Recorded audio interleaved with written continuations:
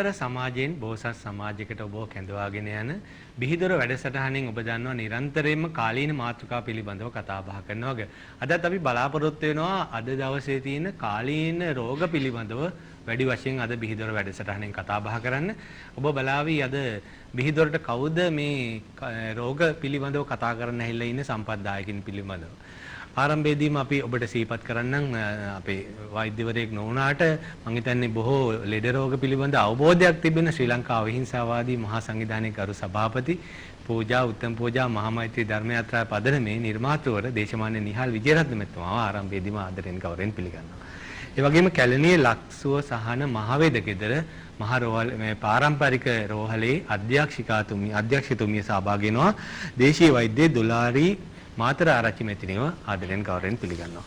ඒ වගේම කැලණියේ ලක්සුව සහන මහවේදගෙදර පාරම්පරික රෝහලේ නිත්‍ය වෛද්‍ය පාරම්පරික දේශීය වෛද්‍ය DCR විජේන්ද්‍ර මහතාවත් ආදරෙන් ගෞරවයෙන් පිළිගන්නවා.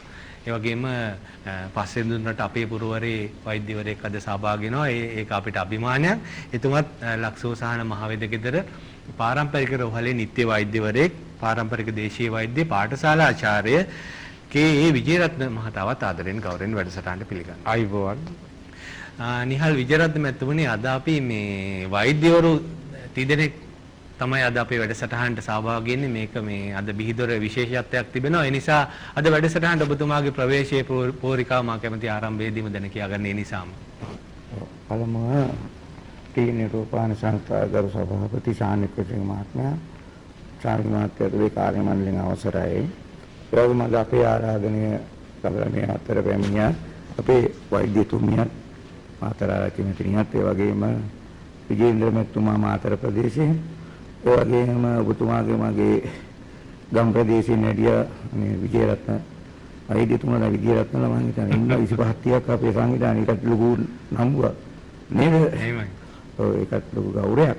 ඉතින් ඒ සියල්ලන්ගෙම අවසර පත්වමින් අද වර්තමාන ලෝකයේ විශේෂයෙන් ශ්‍රී ලංකාව තුළ සිදු වෙලා තියෙන මේ විපර්යාසයන් එක්ක ඉතින් අද මම සතුටු වෙනවා මේ මිනිස්සු අනිත් පැත්තට හිතන්න වැඩසටහනක් නිර්මාණය කළ යුතුයි. සත්‍ය ලෝකට දෙන්න ඕනේ. ඉතින් දැන් මේ අර්බුද ඇති වෙන්නේ ශාමික මහත්තයා මිනිස්සු ආපු රැල්ලෙම යන්න වෛද්‍යතුමනි උත්සාහ කරන්නේ. දැන් අපි උදාහරණයක් ගන්නවට ගෑස් නැහැ කියනවා.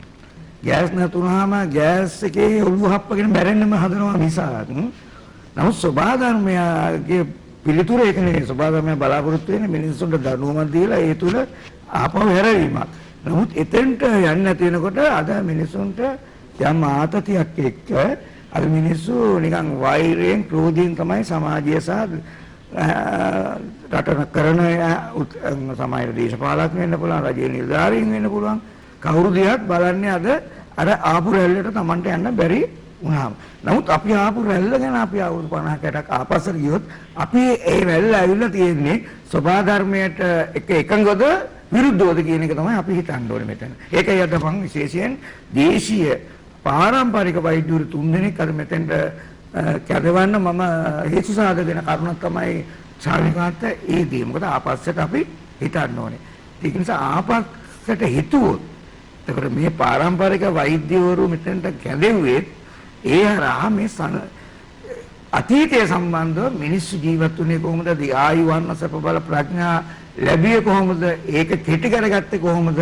තමන්ගේ අර ශනික වශයෙන් තමන් මේ බටහිර ඇල්ලත් එක්ක තමන්ගේ ජීවිත විනාශ කරගත්ත කෙසේද කියන එක අද මගේ කතාවට වැඩිය වෛද්‍යවරුන්ගේ කතාව හරහා අද සමාජයට යමක් දැනගන්න පුළුවන් වෙයි කියලා මම සිතනවා. ඒක එසේම වෙනවා. හොඳයි. මම හිතන්නේ දේශමාන්‍ය නිහාල් විජේරත්න මැතිතුමා කිව්වා වගේ බටහිර රැල්ල අද දවසේ අපේ රටට කැරැල්ලක් වෙයිද කියලායි අපිට තියෙන ගැටලුව.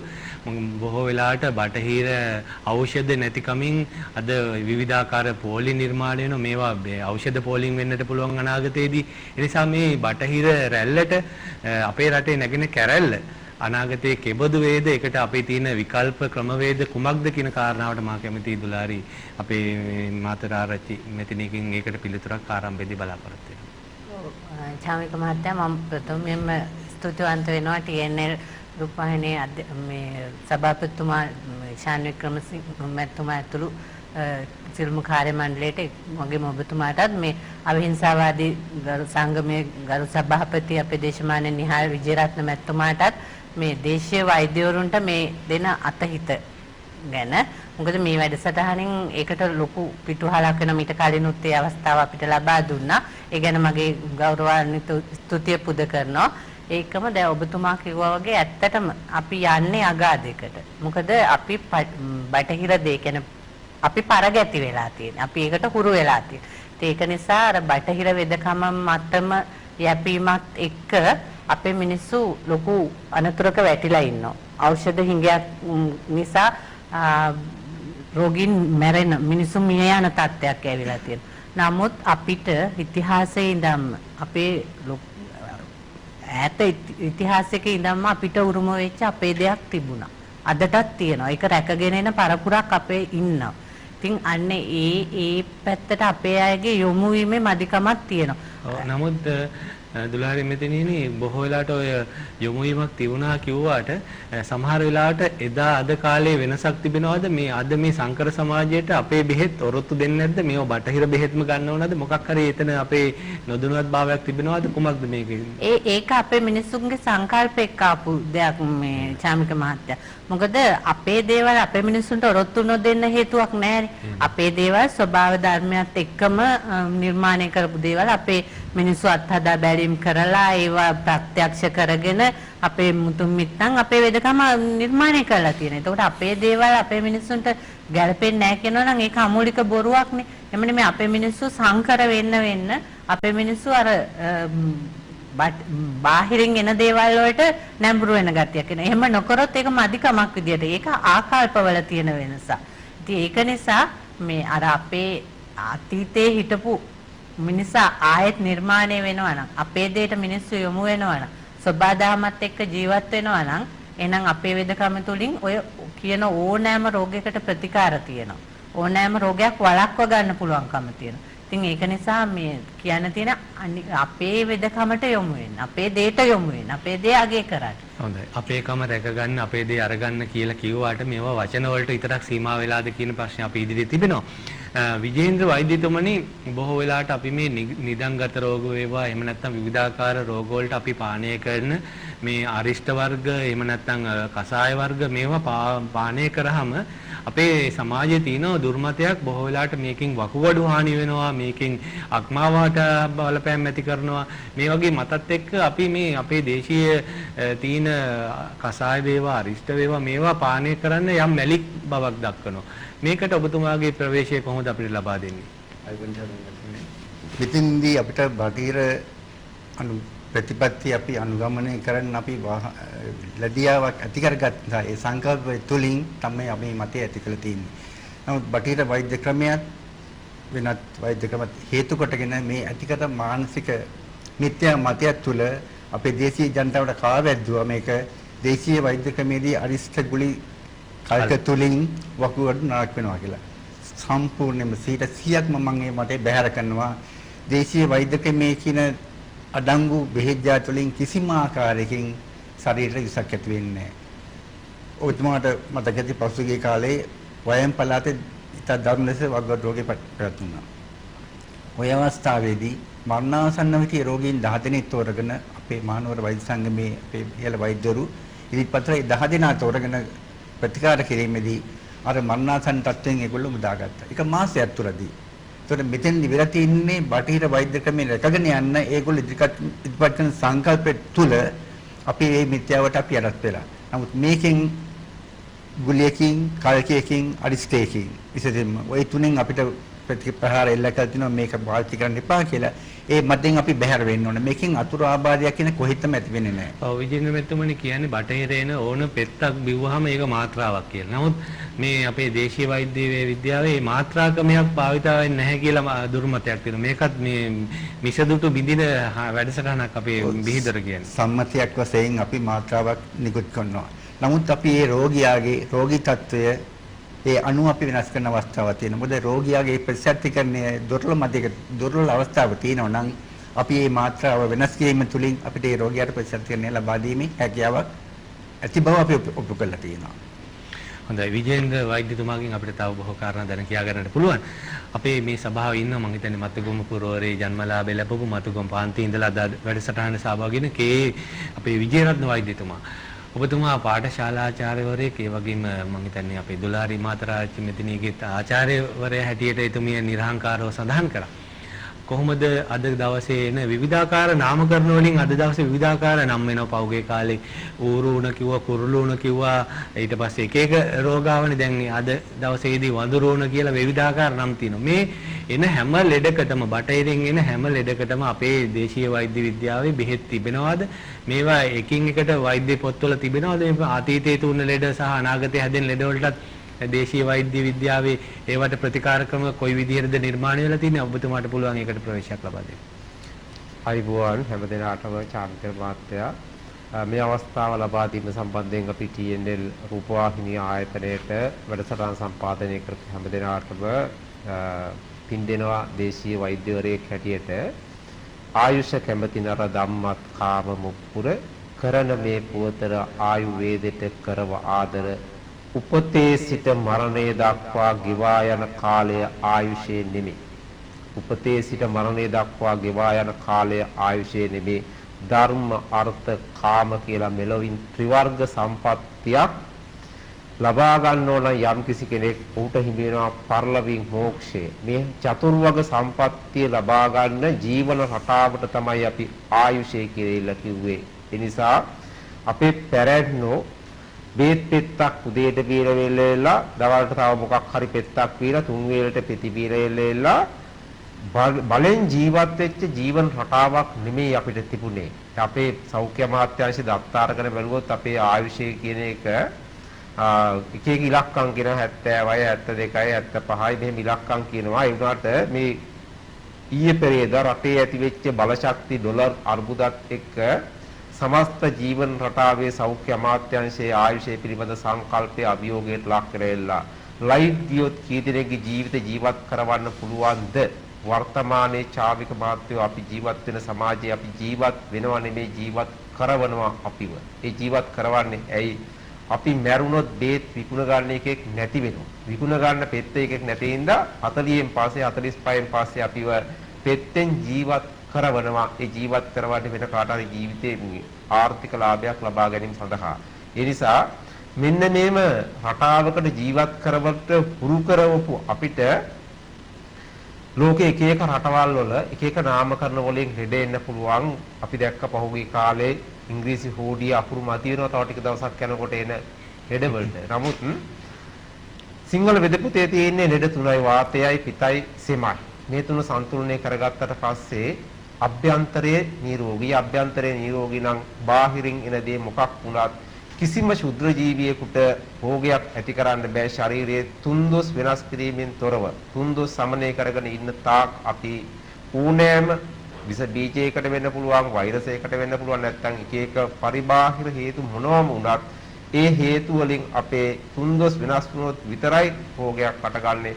රෝගස්තු දෝෂ වෛසම්‍යං දෝෂයන්ගේ විෂමතාවයයි රෝගය කියන්නේ. විෂමතාවය වළක්වාගෙන ජීවත් වෙන තාක් අපි නිරෝගී.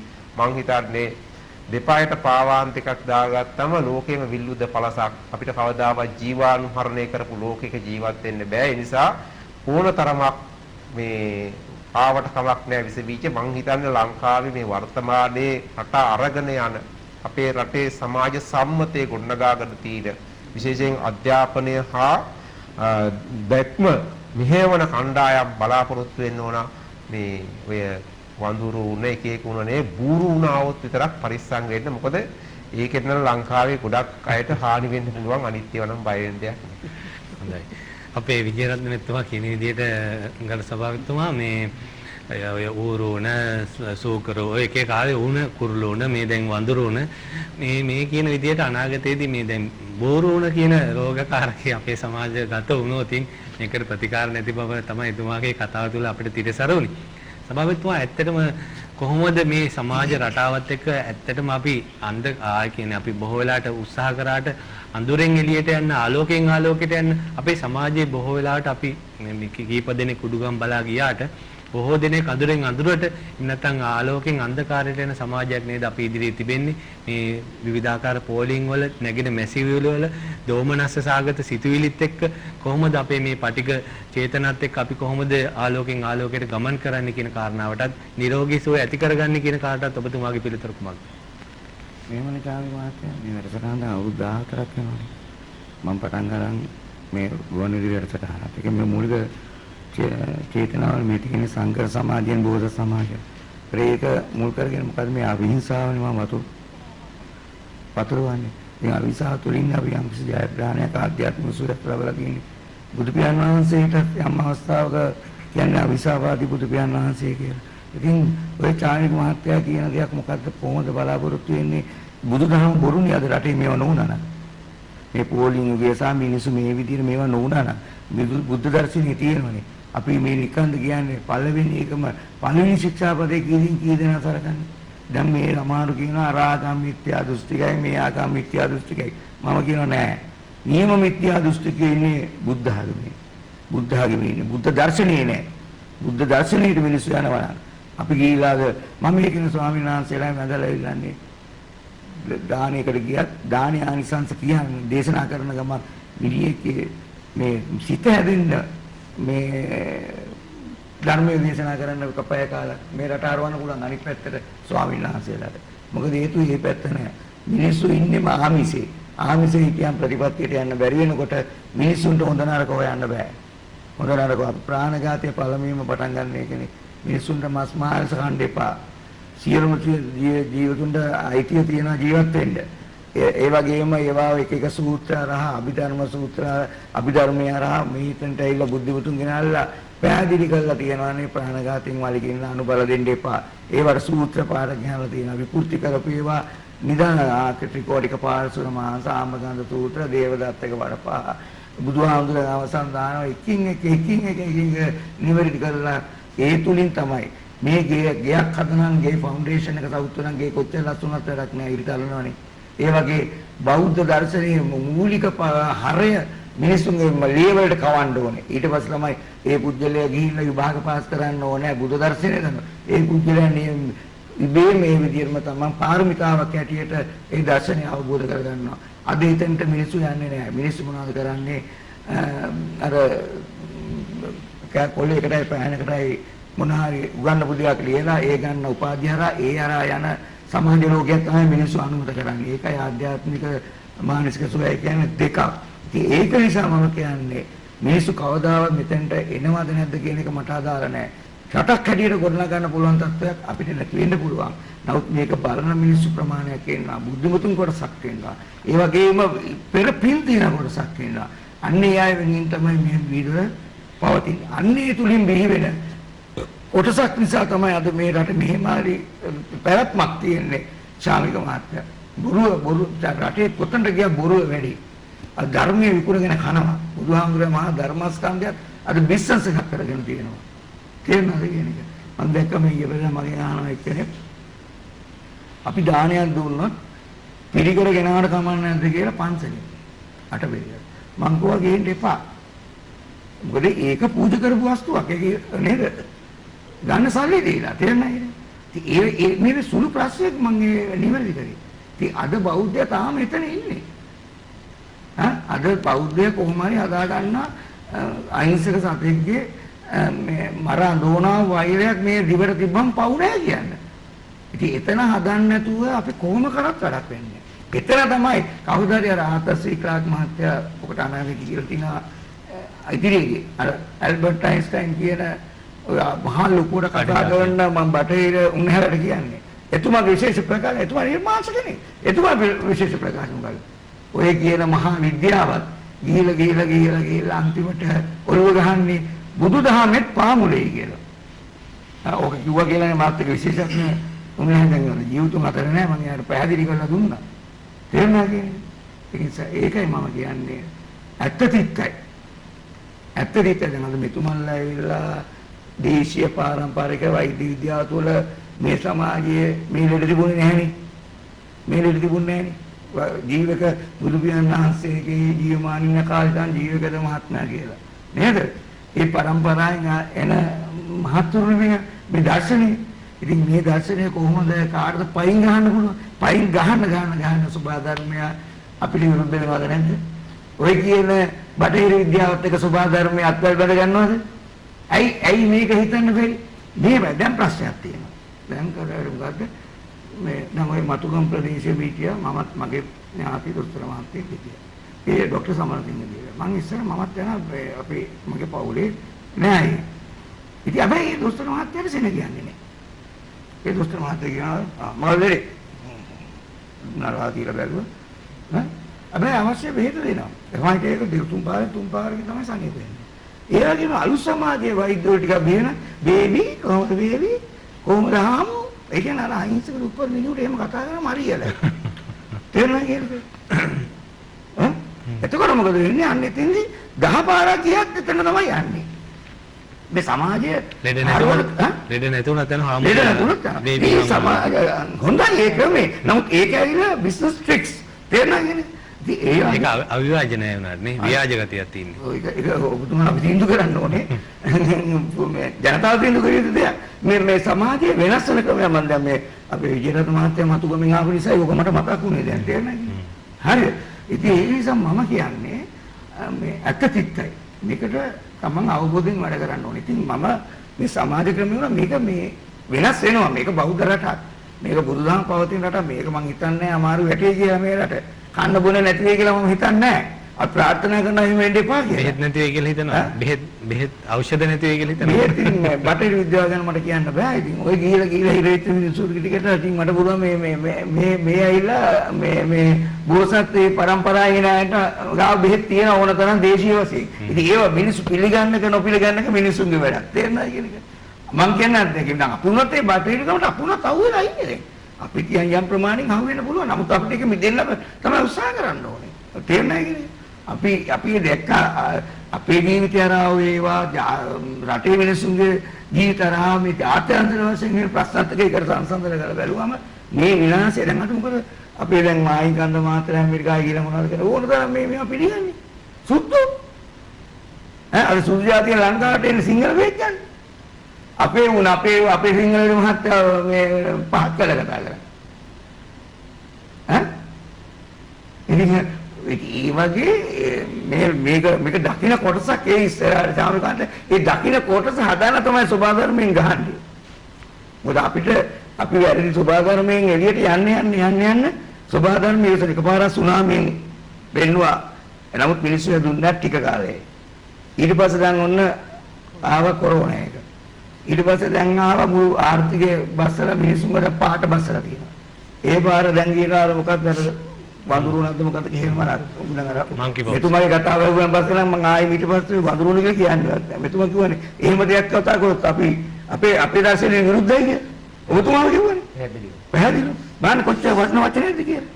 එහෙම බැලුවොත් එහෙම බැලුවත් අපිට කියන්නේ. ඒ නිසා තව මොනවා ඒද දන්නේ නැහැ. ඒ නිසා අපිට ඒකට ඉංග්‍රීසි වචන අවශ්‍ය නැහැ. අනාගතේට මොකද මෙතුමා? එතුමා කිව්වනේ තමන් දර්ශනයේ ඉන්න. බුද්ධ දර්ශනයේ ඉන්න. පංචිල් පහරක ඉන්න. ඒ අතර අපි සංසාරයේ ඉන්නේ සිතිවිලි සමූහයක් එක්ක. ඒ සිතිවිලි තියෙන පුළුවන් පින් කුසල් පව් අකුසල්.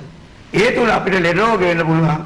අපිට බේරෙන්න අපේ පාරම්පරික වෛද්‍යතුමන්ලා ඕනතරම් ඉන්නවා. ඒ නිසා අපි එතනට යමු. අතන අපි ප්‍රතික්ෂේප කරන්න එපා. නමුත් ඒ අර ක්‍රමානුකූලව හරි අපි කියන්නේ චුට්ටක් අරුම් ලක්ෂයක් කරගන්න Tamanට මේ ලබාගත් දුර්ලභ මනුෂ්‍යත්වය නිකන් නෙවෙයි බුද්ධෝත්පාද කාලේ කරපු මනුෂ්‍යත්වය යම් පාරමිතාවක් පුරන්න ඕන නම් සංසාර ගමනේ වෙනස් කරන්න බටේර වෛද්‍යවරු ගිහිල්ලා පහු පුරව ගන්න එපා. අර මස් කවම මේ මස් කද අපිට කාලේ නැහැ නම් අවුරුදු 35ක් අපිට ලෙඩ තියෙන්නේ බෑ. අපි අර මෙහෙම හරි නැත්නම් අපි වල්ලපු තැන් වල ඇටක් දිනලා අපි අර තරුණ කාලේ දැක්ක සමාජය අපි ගියා නම් ඒ රැල්ලට ඒ නිසා මම දෙන එකම ආවාදේ බුද්ධියෙන් ප්‍රඥා දියුණු කරගන්න ඒ තුල බුදුදහම තුල තමන් ජීවිත සකස් කරගන්න ඒ තුල තමන්ට මනසට එවි අපි ආයුත්තේ කෙසේද කියන එක ඒ මාර්ගයේ තමා විසින් තමාම සොයාගන්න ඒක තමයි බුදු දහමේ පෙන්වලා තියෙන්නේ නැතුව බුදුදහමට උපාධියක් ගත්තා කියලා ඒ ගමන යන්න බැරි. හොඳයි. මම හිතන්නේ බිහිදොර වැඩසටහන අපි දැන් සෑම පුන් පොහෝ දිනයකම නවතම වැඩසටහනක් ඇටියට මැදිරියෙන් එළියට ගිහිලා තමයි මේ අපේ බිහිදොර වැඩසටහන අපි සෑම පොහොය දිනයකම දහවල් 12 සිට විකාශය කරන්න කටයුතු දෙලා තිබෙනවා. මේ ඇසළ පුන් පොහෝ දිනේ ඉඳලා අපි මේ වැඩසටහන ඔබට නවතම නව ආරකින් ඉදිරිපත් කරන්න අපි ශ්‍රී ලංකාව හිංසාවාදී සංවිධානයේ සූදානම් කරලා තියෙනවා. මම මුළු ලංකාවෙම මගේ ඉන්න හිංසාවාදී යෝන් සංගදානයේ තරුණ ලස්සන ළමයි වැඩිහිටි අය උගත් වගේම සියල්ලන්ටම මම මේ වැඩසටහන විවෘත කරනවා. හොඳයි.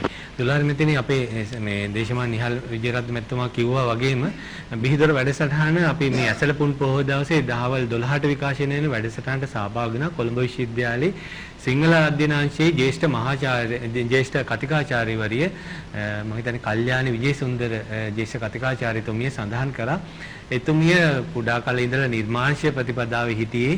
නමුත් එතුමියගේ ගර්භණී සමයේදී එතුමියට ගියේ මම කියන්නේ වියෝජිලා කියන්නේ මම හිතන්නේ ඒ ඉන්න වෛද්‍යවරු විශේෂඥ වෛද්‍යවරු කිව්වා ගර්භණී දරු ප්‍රසූතියේදී අනිවාර්යයෙන්ම ඔබ මේ නිර්මාංශ වෙලා බැහැමේ නිරෝගී දරු සම්පතක් බිහි කරන්නට ඒ නිසා අනිවාර්යෙන් මොනවද කැල්සියම් තව බොහෝ දේවල් එතුමිය සඳහන් කරා. එතුමිය ඒ පිළිබඳ වාද කරා බව සඳහන් කරා. ඔබතුමියත් මම හිතන්නේ කාන්තාවක් ඔබතුමිය ඒ පිළිබඳ අවබෝධයක් තිබෙනවා. ඇත්තටම මේ ගර්භණී සමය තුලදී මේ Taman දීර්ඝ කාලයක් ආරක්ෂා කරගෙන ආව නිර්මාංශ ප්‍රතිපදාව නතර කළා. ඒක මේ දරු ප්‍රසූතියේදී ඒක බාධාවක්ද? ලංකාවේ තියෙන මම හිතන්නේ එකම මේ නිර්මාංශ රෝහලේ අධ්‍යක්ෂකවරියට මම හිතන්නේ හොඳ පිළිතුරක් ලබා දෙන්න පුළුවන් මේකට. ඔව් චාම්ක ඇත්තටම මම මේ ප්‍රකාශය සම්පූර්ණයෙන්ම බැහැර කරනවා. මොකද නිර්මාංශයි කියන එක දුර්වල වීමට හේතුවක් නෙමෙයි කොහොමටවත්. ඒ කියන්නේ නිර්මාංශ මම නම් දකින්නේ නිර්මාංශ පුද්ගලයා ගොඩක්ම නිරෝගිමත්. ඒක ගර්භණී අවස්ථාවක කියලා ඒකේ වෙනසක් වෙන්නේ නැහැ. ගර්භණියකට පෝෂණය අවශ්‍යයි. නමුත් ඒකෙදි මස් මාංශම අවශ්‍ය වෙන්නේ නැහැ. මොකද අපේ සබාදහම තුල අපේ ගස් වැල් වල ඒ අවශ්‍ය පෝෂණය ගන්න පුළුවන් ආහාර අපිට මේ අපේ රටේ ඇත්තටම දායාදයක් විදිහට තියෙනවා. ඒ පෝෂණීය ආහාර. ඒකට මස් මාංශ අවශ්‍ය වෙන්නේ නැති. ගර්භණියකට අවශ්‍ය පෝෂණය ලබා දෙන්න ඉස්සර ඉඳන්ම අපේ අම්මලා ඒව දැනගෙන හිටියා. ඉතින් ඒක නිසා තමයි දරුවෝ ලැබෙන්න ඉන්නකොට ඔය හැම ගෙදරකින්ම වගේ පොලොස් ඇඹුලක් හදලා දෙනවා. කොස් දෙල් ඒවා හදලා දෙනවා. ඒ වගේ පලා වර්ග හදලා දෙනවා. ඉතින් ඒ වගේ තිබුණ අපේ පෝෂණය වඩන්න පුළුවන් ආහාර අදටත් අපේ තියෙනවා. ඒක ගර්භණියකට නිර්මාංශයි කියන එක ප්‍රශ්නයක් වෙන්නෙම නෑ කොහොමටවත්. කැල්සියම් වගේ දේවල් ලැබෙනවා. කැල්සියම් වගේ දේවල් ලබා ගන්නත් අපේ ඕන තරම් ධාන්‍ය වර්ග තියෙනවා, පලා වර්ග තියෙනවා. ඉතින් මේ දේවල් වලින් අපිට අවශ්‍ය කැල්සියම් ලැබෙනවා. එහෙම දුර්වල වෙන්නේ නැහැ කිසිම වෙලාවක. ඉතින් මම නම් හිතන්නේ හොඳ බෝසත් නිරෝගිමත් දරුවෙක් බිහි කරන්න නම් මවක් ගර්භයක් දරාගෙන ඉන්න මවක් ඇත්තටම මේ නිර්මාංශ වෙන එක ගොඩාක්ම යහපත් කෙනෙක්. දැන් ඔබතුමා කිව්වා වගේ ලංකාවේ තියෙන එකම නිර්මාංශ රෝහල විදියට දැන් අපේ රෝහලේ අපි එන කිසිම දුර්වල තත්ත්වයක ඉන්න කිසිම රෝගියෙකුට අපි මේ මස් මාංශ ආහාරයට දෙන්නේ නැහැ. අපේ ඒක ප්‍රතිපත්තියක් විදිහටම අපි ආහාරයට ගන්නෙත් නැහැ. අපි නිර්මාංශ පිරිසක් එතන ඉන්නේ. අපි කිසිම රෝගියෙකුට මස් මාංශ ආහාරයක් දෙන්නේ නැහැ. හැමදේම මේ නිර්මාංශ ආහාර තමයි දෙන්නේ. එතකොට ඒ කිසිම රෝගියෙකුගේ මේ පෝෂණ තත්ත්වය එකකින් වෙනස් වෙලා නැහැ. කියන්නේ දුර්වල වෙලා නැහැ. ඒ රෝගියාට ඒක රුකුලක් වෙලා තියෙනවා. ඒ වුණාට ඔබතුමියගේ රෝහලේ නිත්‍ය වෛද්‍යවරු නිර්දේශ කරන්නේ නැද්ද මේ නෑ කිසිම වෙලාවක නෑ. කිසිම වෙලාවක නෑ. මොකද අපි අධ්‍යක්ෂකතුමිය නොදැනුවත්ව එහෙම කරන්නේ නැහැ. ඒක අපේ ප්‍රතිපත්තියක්. අපි එතනට ගේන්නේවත් නැහැ. එහෙම නිර්දේශ කරන්නේත් නැහැ. විජේන්ද්‍ර මහත්මයා මොනවා හරි කියන්න බලාපොරොත්තු වෙනවා. ඔව් මම මේ අවස්ථාවේ කවිත් මහත්මයා අපේ හෙළවෙදකමේදී අපින් වෙන සේවය අපි කළ යුත්තේ මොකක්ද කියලා අපේ ප්‍රජාවට දැනුවත් කිරීමක් කළ යුතුයි. බටහිර වෛද්‍ය ක්‍රමයේ තුල අපි ඒකට ගැබ් වෙලා ඒ සංකල්පේ අපි හිසේ පුරවාගෙන මේ කරන කටයුතු තුළ අපිට ඉදිරි ගමනක් නැහැ. මම මෙහෙම කියන්නේ අපේ හෙළවෙදකමේ කියනවා නිදානම් පූර්ව රූපාණි පස්සෙස්තා සම්ප්‍රාප්තේති විඥානං රෝගණං පංච තාතුත. රෝගේ පස් ආකාරයකට හැඳින්වෙනවා. ඒතර අපි ආයුර්වේදය කියන්නේ අපි හෙළවෙදකමේ කියන්නේ අපි රෝගියෙක් අපිත් එක්ක සාකච්ඡා කිරීමේදී අපි බලනවා මේ රෝගියාගේ මොකක්ද තත්ත්වය කියලා. ආරම්භක හේතුව මොකක්ද? රෝග නිදානේ. රෝග නිදානය. බටහිර වෛද්‍ය ක්‍රමෙ වෙන්නේ රෝගී අවසාන අවස්ථාවට පැලැස්තරයක් දැමීමක් වෙන්නේ. අපි කරන්නේ රෝගී නිදානය හොයලා. නිදානය පූර්ව රූපේ වාගේද ඒක අයින් කරාම ඵලයක් නැහැ. ඒතර බොහොම කෙටි කලකදී රෝගියාගේ ස්වස්ථතාවය ආරක්ෂා වෙනවා. වෙනත් බාහිරින් එන දැන් ඔය කියනෝනේ අතුරු ආබාධ කියන කොටසක් අපේ වෛද්‍ය ක්‍රමයක ඇති වෙන්නේ නැහැ. ඒතර රෝගියා නිරෝගීතාවයටපත් වෙනවා සේම ප්‍රත්‍යක්ෂීකරණයත් ඇති වෙනවා සේම රෝගියාත් ඉවර වෙනවා. ඔව් විජේන්ද්‍ර වෛද්‍යතුමනි ඒ වුණාට මිනිසාට වැළඳෙන සෑම රෝගයකටම මේ දේශීය වෛද්‍ය විද්‍යාවේ බෙහෙත් ප්‍රතිකාර නැහැ. සමහර ඒවා බටහිරින් ගත යුතුයි කියන මතයක් අපේ සමාජයේ තියෙනවා. මම හිතන්නේ ඔබතුමා මම හිතන්නේ බොහොම පරිණත වී ඉන්නේ. ඒ නිසා බොහොම වැඩිහිටි වී ඉන්නේ නිසා ඔබතුමාත් බටහිර වෛද්‍ය විද්‍යාවේ ගැත් එක්කලා ඒකේ ප්‍රතිකාර ලබාගෙනද තිබෙන්නේ. එහෙම නැත්නම් ඔබතුමාට පුළුවන් ඔබතුමාගේ නිරෝගී බව රැකගැනීමේ රහස අපිට කියා දෙන්න. ඇත්ත වශයෙන්ම තව වඩා අදහසක් මෙලාම එක ඔබතුමාත් වචේම මොකද දේශීය වෛද්‍ය ක්‍රමයේදී අපේ කියලා තියෙනවා වාපිස්සෙම් 3 ප්‍රධාන කොටගෙන රෝග 140ක් උපදිනවා කියලා. වාතෙන් 80ක්, පිටෙන් 40ක්, සෙමින් 20ක්. ඒකට අපි රෝගීක අපිට එක්ක සාකච්ඡා කිරීමේදී සමහරට අපි ගාවට එන රෝගියා කාලාන්තරයක් තුළ බටහිර වෛද්‍ය ක්‍රමය අනුගමනය කරලා අවුරුදු 7ක් 8ක් 10ක් තිස්සේ ගිහින් තවත් අතුරු ආබාධ රසකට මුල්වෙච්ච රෝගීක අපි ගාවට මුණ ගැහෙනවා. අපි එතෙන්දී බලන්න මෙයාට ආරම්භක හේතුව මොකක්ද කියලා. රෝග නිදානය මොකක්ද කියලා. රෝග නිදානය සොයාගෙන අපි ඒ කරන ප්‍රතිකාරයේ කෙටි කාලෙකදී එයාට සම්පූර්ණ සුවයක් ලැබෙනවා. අතුරු ආබාධයක් ඇත්තෙම නැහැ.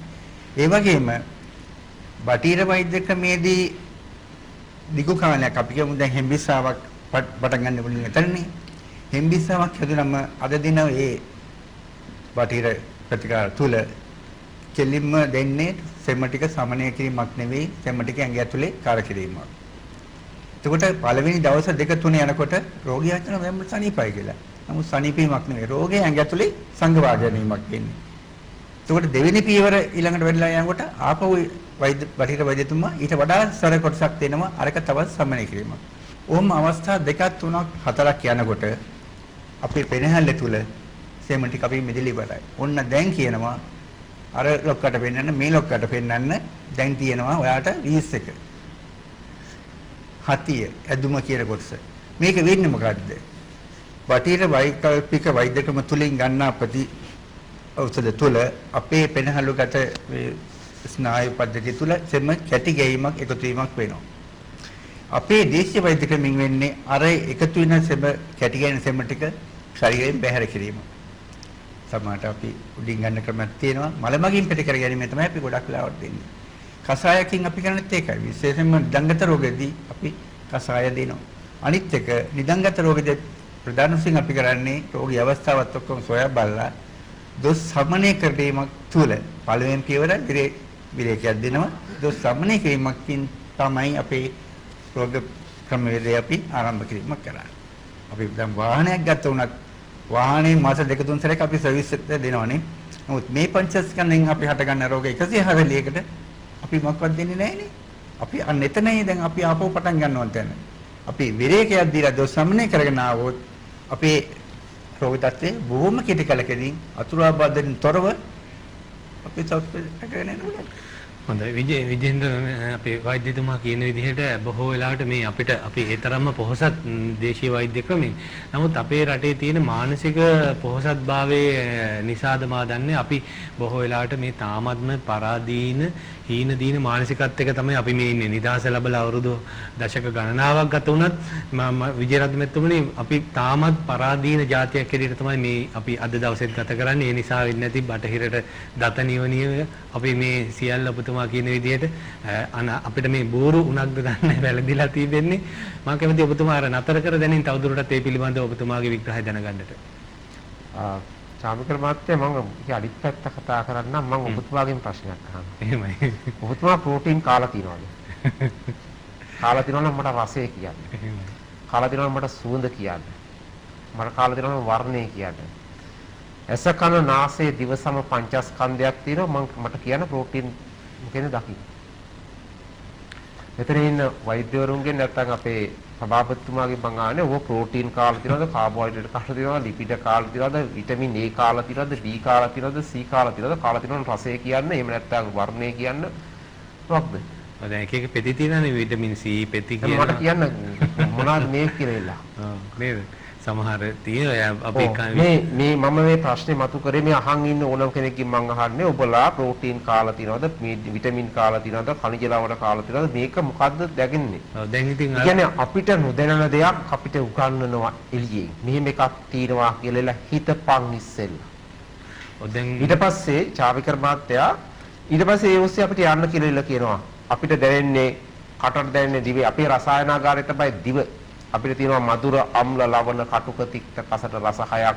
මේ රස හය තියෙන ඒවා කෑවනම් අපේ පංචස්කන්ධේ ඕන කරන පෝෂණය ටික ලැබිලා වෙල්ල ඉවරයි. ඒක ඕනම මිනිහෙක් දන්නවා Taman කෑවේ මේ රස හය නම් Tamanට පෝෂණය තියෙනවා කියලා. ඒකට වෙනම පරීක්ෂණාගාර ඕනේ නැහැ. මම ඒක උදාහරණයක් කියලා මේ ඔබගේ අහපු ප්‍රශ්නේ කතාව පැත්තකට ගන්නවා. ඒ තමයි පෞගේ කාලේ ලංකාවෙත් ලෝකෙත් ප්‍රශ්නයක් නිර්මාණය වුණා අර කිරිපිටිවල තියෙන මෙලමයින් කියන රසායනික ද්‍රව්‍ය කොහොමද එකතු වෙන්නේ කියලා එල්ලෙලා. ඕනම කෙනෙකුට අන්තර්ජාලයේ ගිහිල්ලා පරීක්ෂා කරන්න පුළුවන්. ඒ එකතු කරන්නේ ප්‍රෝටීන් පරීක්ෂාව කරන්නේ ප්‍රෝටීන් නේ පරීක්ෂා කරන නයිට්‍රජන් පරමාණුව. අපි පාසලෙත් කරනවානේ සෝඩියම් හයිඩ්‍රොක්සයිඩ් වලට පොටෑසියම් කොපර් සල්ෆේට් වලට සෝඩියම් හයිඩ්‍රොක්සයිඩ් පොඩ්ඩක් දාලා ඉල්ල ප්‍රෝටීන් අඩංගු ආහාරයක් කියලා දාලා වර්ණයක් පෙන්වනවා. මම ආරාධනා කරනවා මේක අහගෙන ඉන්න උසස් පෙළ ශිෂ්‍යයෝ පාසල් ගුරුවරු ඉන්නවනම් යූරියා ටිකක් දාලා ඉන්න මේ පරීක්ෂණය කරන්න බයියුරේට් පරීක්ෂණය කියලා කියන්නේ අහුවෙන නයිට්‍රජන් පරමාණුව. නිසා නයිට්‍රජන් පරමාණුව පෙන්වන්න පුළුවන් මෙලමයින් දාලා නැත්නම් වෙන රසායනික ද්‍රව්‍ය දාලා. නිසා ඒව නෙමෙයි ප්‍රෝටීන් නෙමෙයි තියෙන්නේ අරක එක්කව කොල්ලෙලා. මේ අපිව රවට්ටපු විදිහ. ඒ නිසා මිනිස්සු හැටියට අපි දැනගන්න ඕන ලෝකයේ එළියෙන් තේරුම් ගන්නේ ලෝකයේ ඇතුලෙන් තේරුම් ගන්න. Taman තුලින් ලෝකයේ තේරුම් ගන්න. එතකොට Tamanට පුළුවන් ලෝකයේ සිද්ධ වෙන දේ අවබෝධ කරගන්න. නැත්නම් අනුන් කරලා දෙන අවබෝධ ඔස්සේ යන්න ගියොත් එහෙම අපි සදාතනිකවම අඳුරක අතපත ගන්න වෙනවා. ඒ නිසා අපේ ආහාරයේ විය යුතු ප්‍රධාන කාරණාව තමයි රස හයකින් යුක්ත ආහාරයක් අපි ගත්තයින් පස්සේ ඒ රස හයෙන් යුක්ත ආහාරය අපේ ශරීරයට ගත්තොත් එහෙම අපි නිරෝගී වෙනවා. අපිට පෝෂණය සම්පූර්ණ ලැබෙනවා. ඔබ එක්සත් ජාතීන්ගේ සංවිධානයේ ලෝක සෞඛ්‍ය සංවිධානයේ බලන්න ගිහිල්ලා පරීක්ෂා කරලා බලලා මන්ද පෝෂණයේ අර්ථකථනය කරලා තියෙන්නේ කොහොමද කියලා. ගොඩක් ඔය බටහිර දිහා බලන අයට මම කියන්නේ පරීක්ෂා කරලා බලන්න. මැල්ඇබ්සෝබර් සින්ඩ්‍රෝම් අවශෝෂණ දුර්වලතාවයේ සහ ලක්ෂණය. පෝෂණය ලබා නොගැනීමේ සහ ලක්ෂණය නෙමෙයි අවශෝෂණ දුර්වලතාවයේ සහ ලක්ෂණය. අවශෝෂණය කරගන්න එක අපේ ආහාර ජීර්ණ පද්ධතිය වැඩක්. ඒ නිසා කන ප්‍රමාණයට මිනිස්සු හැදෙන්නේ නැහැ. මස් කෑවත් මාළු කෑවත් එහෙම නැත්නම් වෙන මොනවා හරි කෑවත් කටින් බඩට දාන ප්‍රමාණයට නෙමෙයි ශරීරයේ පෝෂණය වෙන්නේ. බඩෙන් ඇඟට උරා ගන්න ප්‍රමාණයට අපේ තියෙන අග්නි 13ක් යටරාග්නියෙන් පටන් ගත්තම රස රක්ත මාංශ මේද අස්ථි මජ්ජා ශුක්‍ර සප්ත ධාතු වල අග්නි 7කොත් පංච මහා භූත වල අග්නි 7කොත් මේ උරා ගන්න ආහාරය ආහාර ජීර්ණ පද්ධතියෙන් ජීර්ණය වෙලා ගියාට පස්සේ එතනින් අවසන් වෙන්නේ නැහැ. ඒක ගමන් කරන්න සප්ත ධාතුන් දක්වා. මේ ක්‍රියාවලිය සිද්ධ වෙනවා නම් අපිට එක හාල් ඇටේ නැත්නම් බත් ඇටයක් ඇති සම්පූර්ණයෙන් උරා ගන්න ඕන. නිසා උරා ගැනීම දුර්වල වෙච්ච තැන රස හයකින් යුක්ත ආහාරය අපිට ලැබෙන්නේ නැත්තම් අපි පෝෂණයෙන් දුර්වල වෙනවා. උරා ගැනීම දුර්වල වෙනවා නම් අපි අපේ ශරීරය දුර්වල වෙනවා. මේ දෙක සිද්ධ වෙන තාක් අපේ ශරීරයේ පෝෂණ ගුණයෙන් යුක්තයි. ඒකට මස් කන්න ඕනේ නැහැ. මං තව ප්‍රශ්නයක් අහන්නම්. ගෙයක් හදන්න හොඳ ගඩොල්ද එහෙම නැත්නම් වෙන ගෙදරක බිත්ති කෑලිද? ගඩොල්ද බිත්ති කෑලිද හොඳ? බිත්ති කෑලි තියෙන වැන්දොත් අනිවාර්යෙන් ඇදට වැදෙන්නේ. ඒ නිසා වෙන ගොඩනගාපු ශරීරයක් අනුන්ගේ මස් මේ මස් අස්සර දාගත්තට නිරෝගී ජීවිතයක් ලැබෙන්නේ නැහැ. ඒක තමයි මේකේ සදාතනික સિદ્ધාන්තය. අපි ආහාර ගන්න කොයි විදිහටද? ශාක ප්‍රභා සංශ්ලේෂණය කරලා සූර්ය බලය ගන්නවා. අපිත් සූර්ය බලය ගන්නවා. දැන් එහෙම කොහොම ගොඩක් අය කල්පනා කරා මිනිස්සු ප්‍රභා සංශ්ලේෂණය කරනවා. නැත්නම් අපි මොනවා හරි කොහොමද ගන්න කියලා ඉල්ලලා. හැබැයි අපි සූර්යාගේ බලය ශාක හරහා ගන්නෙ.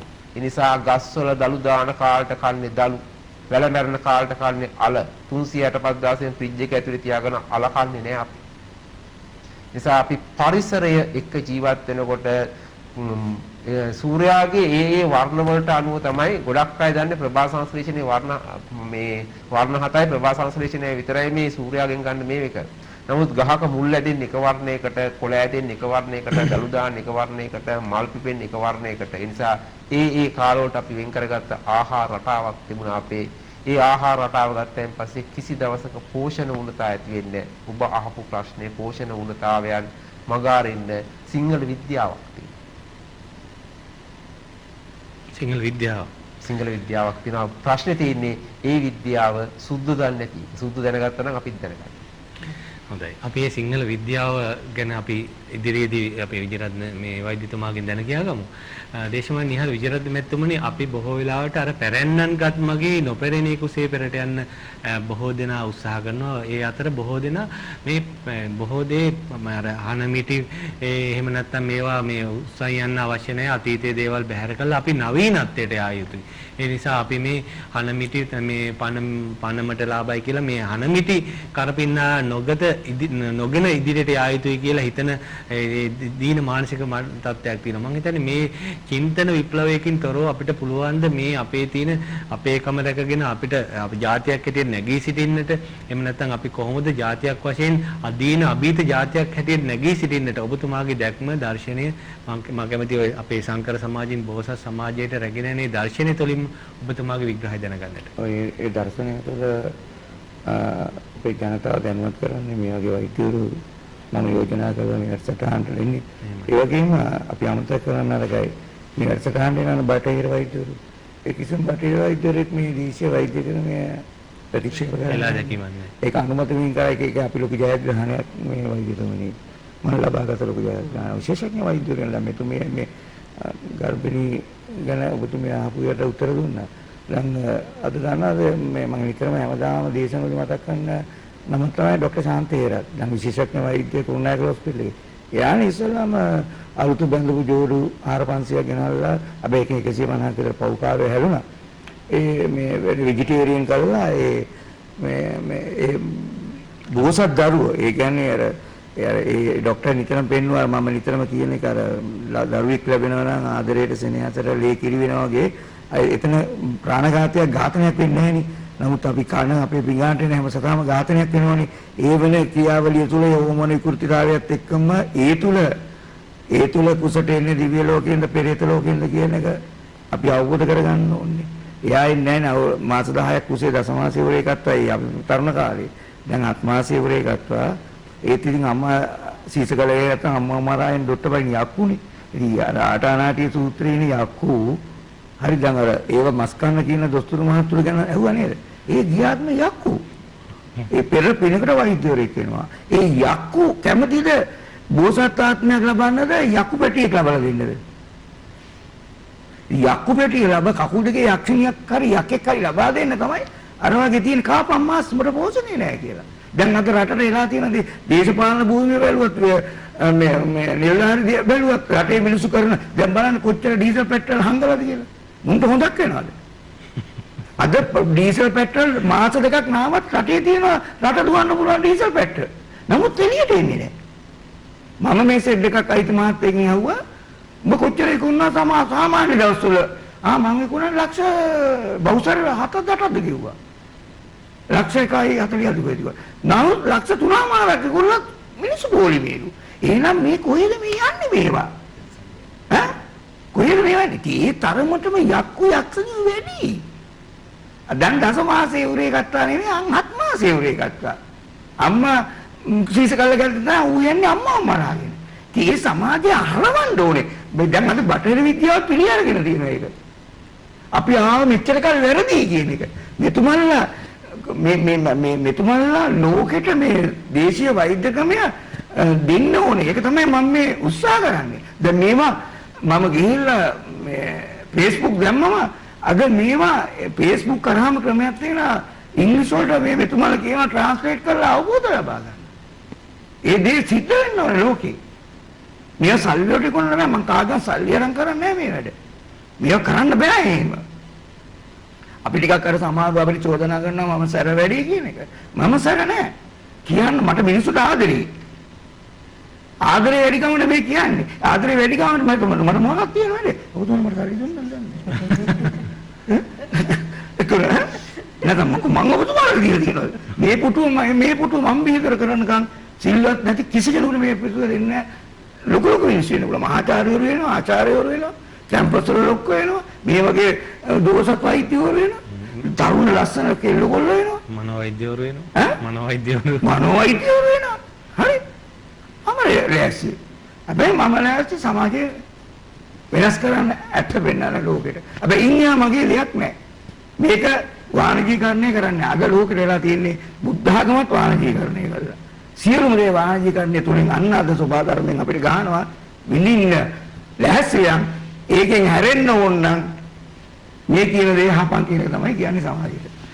හොඳයි. මම හිතන්නේ මේ බුද්ධෝත්පාද කාලයක අපි ජීවත් වුණාට මම බොහෝ දෙනා මේ කාල විපත්ති බහුල කාලයක් කියලා බොහෝ වෙලාවට විවිධාකාර බියෙන් තැතිගැම්මෙන් තිගැස්මෙන් තමයි ජීවත් වෙන්නේ. මේ අද දවසේදී මොකක්ද දෙන රෝගේ හෙට දවසේදී හෙට සමාජයේ කොයිතරම් දුරට වියකරුද මේ වගේ බොහෝ වෙලාවට චකිතයක් තිබෙනවා බොහෝ දෙනා තුල. මම කැමති අපේ වෛද්‍ය දුලාරි මාතරාරච්චි මැතිණියකින් දැන කියා ගන්නට අද දවසේත් කොරෝනා මේ ව්‍යසනේ සම්පූර්ණයෙන් පහව ගිහිල්ලා තිබුණාද? ඒකේ නව ප්‍රභේදයක් මතුවලා තිබෙනවද? ඒ වගේම මේ අපි කතා කරා මේ මංකි පොක්ස් ගැන වඳුරු උණ පිළිබඳව ඔබතුමා ඒ පිළිබඳ ඔබතුමී ඒක ගැන මම හිතන්නේ බොහෝ දැනුමක් තිබෙන වෛද්‍යතුමියක් ඉඳ මා කැමති ඔබතුමියකින් මේ පිළිබඳව දැන කියා ගන්න.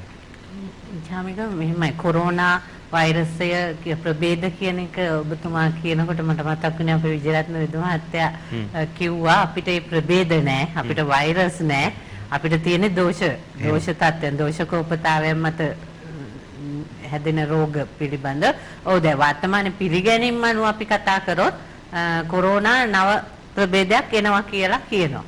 ඇවිල්ලා තියෙනවා කියලාත් කියනවා. ඉතින් මෙහෙමයි ඉතින් මොන ප්‍රභේද ආවත් අපිට ඒක රෝගයක්.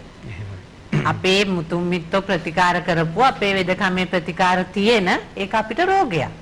ඒකින්ද අපිට ඒ ඕනම ඒ කියන වෛරස් ප්‍රභේද ඒවා අපිට අදාළ නැහැ. ඒ කියන්නේ ඒ තියෙන කොරෝනා කලින් ආපු යකාට බය වුන්නේ නෑ නේද? නෑ අපි කොරෝනා හොඳටම මට්ටු කරන්නේ. අපි කොරෝනා මට්ටු කරා. අපිට රෝහල් වලින් බෑ කියලා ආපු රෝගීන් තමයි අපි සම්පූර්ණයෙන්ම අපේ රෝහල බාර අරගෙන කරේ. අපේ දේශීය පාරම්පරික වෛද්‍යවරු ඒ සම්පූර්ණයෙන් මේ රෝගීන් සුවපත් කරා. සුවපත් කරා කිසිම හානියක් නොවෙන්න සුවපත් කරා. ඒකින්ද අපි කොරෝනා වලට බය වුණෙත් නෑ අපිට ප්‍රතිකාර තිබුණා.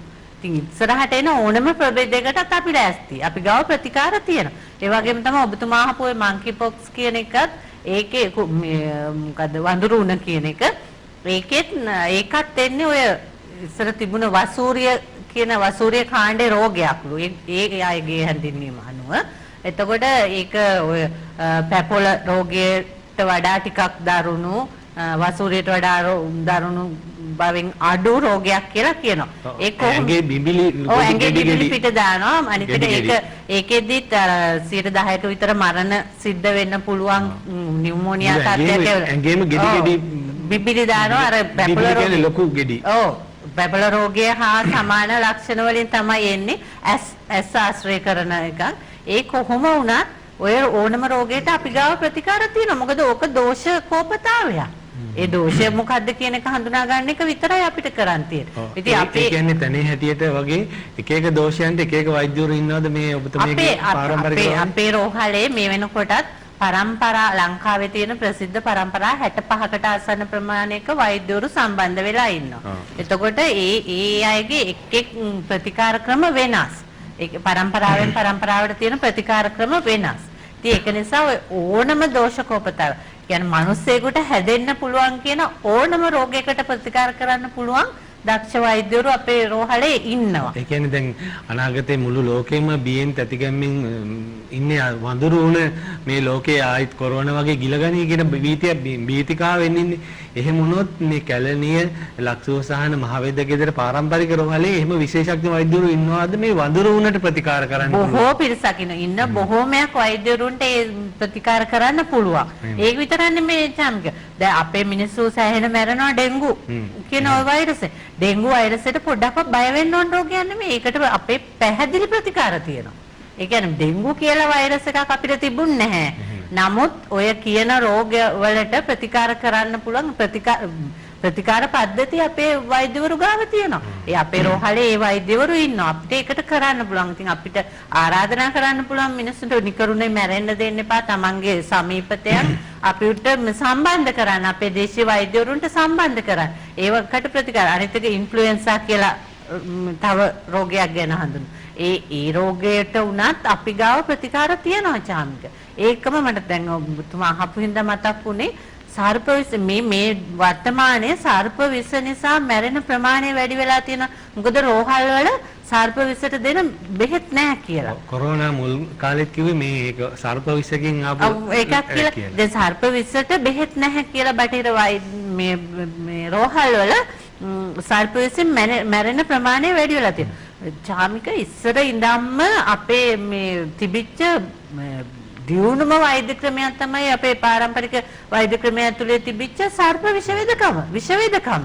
ඉතින් ඒකට දක්ෂ වෛද්‍යවරු ලංකාව පුරාම විසිරලා ඉන්නවා. ඒ කියන්නේ ඔබතුමීගේ රෝහලෙත් ඉන්නවද? අපේ රෝහලෙත් විශේෂම මේ වෛද්‍යවරු කිහිප දෙනෙක්ම ඉන්නවා. මේ පෙරේදත් හැපින්නක් දෂ්ට කරපු රෝගියෙක් අරන් ආව හැමෝම බය වුණා. එයා අරන් ආපු හැබැයි පැය 2යි 3යි එතුමේ අපේ දක්ෂ ප්‍රවීණ වෛද්‍යවරියක් ප්‍රතිකාර කරේ. මේ හැමෝම බය වුණා. එතුමිය පැය 2ක් 3ක් යනකොට අර සම්පූර්ණ ශරීරයේ තිබිච්ච මේ විස ඔක්කොම අයින් කරලා ඉවර වුණා. ඒ කියන්නේ නයි දෂ්ට කරනකොට වඩා බරපතලයිද හැපෙන්න දෂ්ට කරාම? ඉතින් හැපින්නක් සාමාන්‍යයෙන් කියනවානේ බරපතල නායා හැපින්න ඒක අදාළ නැහැ. ඕනම විෂ මේ සර්පේකට ප්‍රතිකාර කරන්න පුළුවන් දක්ෂ විෂ වෛද්‍යවරුත් අපේ ඉන්නවා. ඉතින් හොඳයි අපේ විජේන්ද්‍ර වෛද්‍යතුමනි අපි බොහෝ වෙලාවට අපි දන්නවා මේ බෝ වන රෝග බෝ නොවන රෝග මම හිතන්නේ අද කාලේ පහුගිය කාලේ බෝ වන රෝග වලට තුන බීතියට වඩා වැඩි බීතිකාවක් බෝ නොවන රෝග වලට නිදන්ගත රෝග වලට තිබෙනවාද ඒ අපි කොහොමද බෝ නොවන රෝග වලින් වැළකෙන්නේ කියන කාරණාවට ඔබතුමාගේ පිළිතුර කොහොමද? සමීක මහත්මයා මම මෙහෙම කියන මේ අවස්ථාවේදී මොකද ගොඩාක් දෙනෙකුගේ ආයුර්වේදයේ කියන සංකල්පය සිතින් බැහැර වෙලා තියෙනවා. එහෙමයි. බටහිරට ගැති ක්‍රමයක් තුළ අපි බටහිර සංකල්ප අනුගමනය කරන බටහිර වෛද්‍යුන් පසුපස යන නිසා අපි අපේ ජීවිත අකාලේ විනාශ කරගන්නවා. ඇත්ත වශයෙන්ම අපි මුලින් පටන් ගත්තොත් ඔබතුමාගේ ප්‍රථම කෙටියෙන් අඟවන්නම් කොත්තමල්ලි බොන්න එපා කියලා පසුගිය කාලේ කොරෝනා වෙලාවේ මතයක් සමාජයේ ඇති කරා. එතකොට අපේ සමහර මව්වරු ගෘහිණියන් කොත්තමල්ලි සම්පූර්ණ බැහැර කරන තත්ත්වයක්පත් වුණා. මගෙනුත් කීප දෙනෙක් ඇහුවා මහත්මයෝ කොත්තමල්ලි බොන්න හොඳද කියලා. මම ඒගොල්ලන්ගෙන් උත්තරයක් වශයෙන් ගමුවා අපි දවසට කොත්තමල්ලි කොච්චර ප්‍රමාණයක් අපි අනුගමනය කරනවද? මොකද අද වෙළඳ පොලේ තියෙන 3-5 පැකට් එකකින් ගැනීම නිසා උඟක් අඩුයි. කට්ටියගේ දැනුවත් වීමක් මේක නැහැ. කොත්තමල්ලි වල තියෙනවා උණට හොඳයි, සෙමට හොඳයි, බඩේ අදීනයට හොඳයි. මල මුත්‍ර පිරිසිදුම දයි අනිත් පැත්තෙන් අපිට හොඳ ප්‍රතිශක්ති කරන ජීවියක් එකෙන් ඇති කරනවා. බටහිර සංකල්පය තුළ මේක නවත්වන්නේ ඒගොල්ලොන්ට ඕන හැමදාම රෝගීන් ඒගොල්ලන්ගේ පසුපස කියා ගැනීම. ඒ ක්‍රමවේදයේ සකසා ගැනීම නිසා ඒ මතයක් ගොඩනැගීම නිසා අද දේශීය වෙදකම් පස්සට තල්ලු කරලා තියෙනවා. අපි හුරු වෙන්න ඕන ඉස්සර අපේ දෙමෝපියෝ උණක් කොච්චර තද උණක් ආවත් අපිට විකලකන ආහාර කියලා අපි කියනවා. ඝන ආහාර දෙන්නේ නැහැ. මොකද උණක් ඇති වෙන්නේ ආම දෝෂයත් සම්බන්ධ කරගෙන. එතකොට ඒ ජොරේ කියන කොටස වැඩි වෙනවා අපි ඝන ආහාරයක් ගත්තම.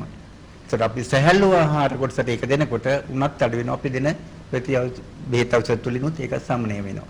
ඉතින් අපි දැන් අපි සමාජගත කළ යුත්තේ ආපහු කිසිම වසක් විසක් අතුරාබාධයක් නැතිව රැකගෙන ආපු මේ වෙදකම තවදුරටත් ඉදිරියට පවත්වාගෙන යන්න කියලා අපි අපේ ප්‍රජාවට මේ බිහිදුර වැඩසටහන් තුළින් අපි දැනුවත් කිරීමක් කළ යුතුයි. අනිත් එක මම පුංචි දෙයක් කියන්නම් මේ මෑතදී මට සිදු දෙයක්. බටහිර වෛද්‍ය විශේෂඥ වෛද්‍යවරු දෙන්නෙක් මා ගාවට ආවා. පළමුවෙන්ම ඉරෝරදේ කියන එක අපි සිංහලෙන් කියනවා මිග්‍රේන් කියන එකට ප්‍රතිකාරමයි ගත්තා. අද මම හිතන්නේ සමාජයේ වැඩිපුරම තියෙන මිග්‍රේන්. ඒතින්දී ඒ වෛද්‍යතුමිය අවුරුදු 4මාරක් මම නම් සඳහන් කරන්නේ නැහැ. අවුරුදු 4මාරක් කාලයක් යාගල පසු එයා හිතාගෙන මේ රැකියාව තුලින් මට ආපු පීඩනයක් මම අයින් වෙන්න ඕනේ කියලා. මම කිව්වා ඔබතුමීට මම කියනවා මම ඉස්සරහලා ඔක්කොම කරලා වාර 6ක් සති 6ක් ප්‍රතිකාර කරන්න මම සම්පූර්ණයෙන් පස්සේ මගෙන් අහනවා සති 6ක්ම ගතියද මම කිව්වා ඔබතුමීට අවසන් නතර කරන්න පුළුවන්. නමුත් ඒ ප්‍රතිකාරය ඖෂධයේ ශරීර ගත ගොනොත් අය අවුදු ගන්නට ඔක මත වෙන්නේ. ඒකයි මම එතන නිගමනේ. නමුත් වාර 3 වෙනකොට මෙයාට සම්පූර්ණ සනීප වුණා. පසුව එයා ඒ දෙපළ මාත් එක්ක සාකච්ඡාවකදී අහුවා වෛද්‍ය සාකච්ඡාවක් කරන්න පුළුවන්ද? මෙන්න මේ කරුණ දැනගන්න. ඔබතුමන්ලා මොනවද උනට දෙන්නේ කියලා. මම පෙරලා ප්‍රශ්න කරේ දෙපළකින් බටීර වෛද්‍ය ක්‍රමය තුල මොනවද උනට කෙරෙන්නේ කියලා. පැහැදිලිව මේගොල්ලෝ කරේ අපිට උනට බේතක් නැහැ. අපි පැරසිටමෝල් පෙනඩින් වගේ જાති දීලා අපි සමනය කරමු. රෝගියාගේ තියෙන ප්‍රතිශක්තිකරණ පද්ධතිය ශක්තිමත් වීම තුල තමයි අරක මේ වෙන්නේ කියලා. නමුත් අපේ ඒක නෙවෙයි වෙන්නේ. අපේ තියෙනවා උණක් ඇති වෙන හේතු මොකද්ද කියලා. ඒ හේතුවට ආම තත්ත්ව ජවර කප සෙම ওই දෙකෙන් සම්බන්ධ උණ නැගින බයි නැති වෙන්නේ. ඒ දෙක සමන්වය කරන ඖෂධය දෙනකොට දවස් 3න් 4න් උණක් ඉවරයි. මම හිතන්නේ දැන් මේ ගොඩක් වෙලාවට අද දවසේ එන්න විෂාදී වගේ මේ ලෙඩ රෝග සමාජයට වැළඳෙන බෝ වෙන ප්‍රමාණය වැඩි. ඒවා මම හිතන්නේ මානසික රෝග නිසාම මේවාටත් පුළුවන් ද ආයුර්වේදයෙන් ප්‍රතිකාර කරන්න. මම මේ පිළිබඳ දැනුවත් භාවයක් නොමැති නිසා මේ ප්‍රශ්නේ අහන්නේ. ඔව් ඇත්තටම පුළුවන් ද මේ මානසික ලෙඩ රෝග වලටත් ආයුර්වේදයේ හොඳ ප්‍රතිකාර තිබෙනවද? සත්‍යකින්ම පැහැදිලිවම කියනවා මානසික මට්ටම අපිට ඇති වෙන අපි යම් ගන්න ප්‍රතිකාරක ප්‍රතිවසත තුලින්. නමුත් අපේ තියෙන ත්‍රිදෝෂය වාපිස්සෙන් කියන අපි මේ හඳුනාගෙන ප්‍රතිකාර කරනවා නම් මේ රෝග තත්ත්වය පැහැදිලිවම හයි කරන්න පුළුවන්. මොකද පිත් රෝගයේ අධික වීම තුල පිත් බහුලතාවය තුල මානසික මට්ටමට බොහෝ අපි යනවා. සීග්‍රින් අපි එතන ළඟා වෙනවා. පිත් තොල්මාදේ කියලා අපි සමහරෙක් කියනෝනේ. අන්න එතන ඒක අපි එතනදී ඒක සම්මනය කරගත්තොත් අපිට දෙයක් නැහැ. මම එතෙන්දී යම් ක්‍රමයක යොදනවා. තෛලබ්බැංග, ශිරෝධාරා, යකියක් කොටසු අපි යොදන්න වෙනවා. ඒක රෝගියාගේ තියෙන අපි චිකිත්සාවදී අපි දර්ශන ස්පර්ශන චිකිත්සා තුනට අපි කරුණු පරික්ෂා කිරීමෙන් තමයි අපි එතන නිගමනය වෙන්නේ. හොඳයි මම හිතන්නේ විජේන්ද්‍ර අපේ වෛද්‍යතුමා කියන විදිහට දැන් ඔල්මාදේ වැඩි වෙලා අපේ සමාජයේ. ඒ නිසා නේද මේ බොහෝ වෙලාවට මිග්‍රේන් වැඩි වෙලා තියෙනවා. මම හිතන්නේ අපේ විජේරත්න වෛද්‍යතුමාට පුළුවන් පිළිතුරක් දෙන්න. ඔබතුමා අපේ මම හිතන්නේ අපේ මතුගම් ප්‍රදේශයේ අපි දැක්කේ නෑ මේ තරම්ම ඒ කාලේ මෙච්චරම තියෙන දැන් ඩිස්පෙන්සරි ෆාමසි මේ තරම්ම අපි රෝහල් මෙච්චර අපේ ඒ කාලේ අපි දැක්කේ නෑ. දැන් මේ ඔල්මාදේ කියන ඔබතුමාගේ විග්‍රහයට අනුව බෝරුණ වැඩි වීම නිසාද අද කාලේ මෙච්චරම ඩිස්පෙන්සරි මේ ෆාමසි හැම දෙයක්ම වැඩි වෙලා තියෙන්නේ. මොකද්ද මේකට හේතුව ඔබතුමා දකින්න හැටි? මේ සංකර බවද කුමක්ද ඔබතුමාගේ විග්‍රහය? චාමිරික වත්තගේ ප්‍රප නැවත සැරයක් ආයි ප්‍රශ්නයක් අහනවා. සෞඛ්‍ය දියුණු නම් රෝහල් වැඩි වෙන්න ඕනද අඩු වෙන්න ඕනද? නෑ දැන් අපේ මතුගම ප්‍රදේශයේ ඔච්චර තිබ්බේ නැහැ නේද ෆාමසියක් හොයාගන්න තැනක් තිබ්බද ඒ කාලේ? මම හිතන්නේ අපේ පාසල් යන කාලෙත් අපිට මේ තරම් ඩිස්පෙන්සරි මේ ෆාමසි තෝගයක් අපි දැකලා නැහැ ඔය ප්‍රදේශයේ තිබෙනවා. අපි 1948 නිදහස ලබා ගන්නකොට ලංකාවේ රෝහල් කීයක් තිබුණද? වෛද්‍යවරු කී දෙනෙක් හිටියද? කොච්චර රෝගීන් හිටියද? මට මතකයි 1980 ගණන් වගේ වෙනකන් අපේ ගම්වල මේ දියවැඩියාව කියන රෝගය අහන්න දකින්න තිබුණේ නැහැ. එහෙමයි. දැන් අවුරුදු 40 පයින්නකොට අනිවාර්යෙන් එනව නේද 90%කට වඩා මම හිතන්නේ. අදිරුධිර පීඩනය කියන රෝගය දකින්න තිබුණේ නැහැ.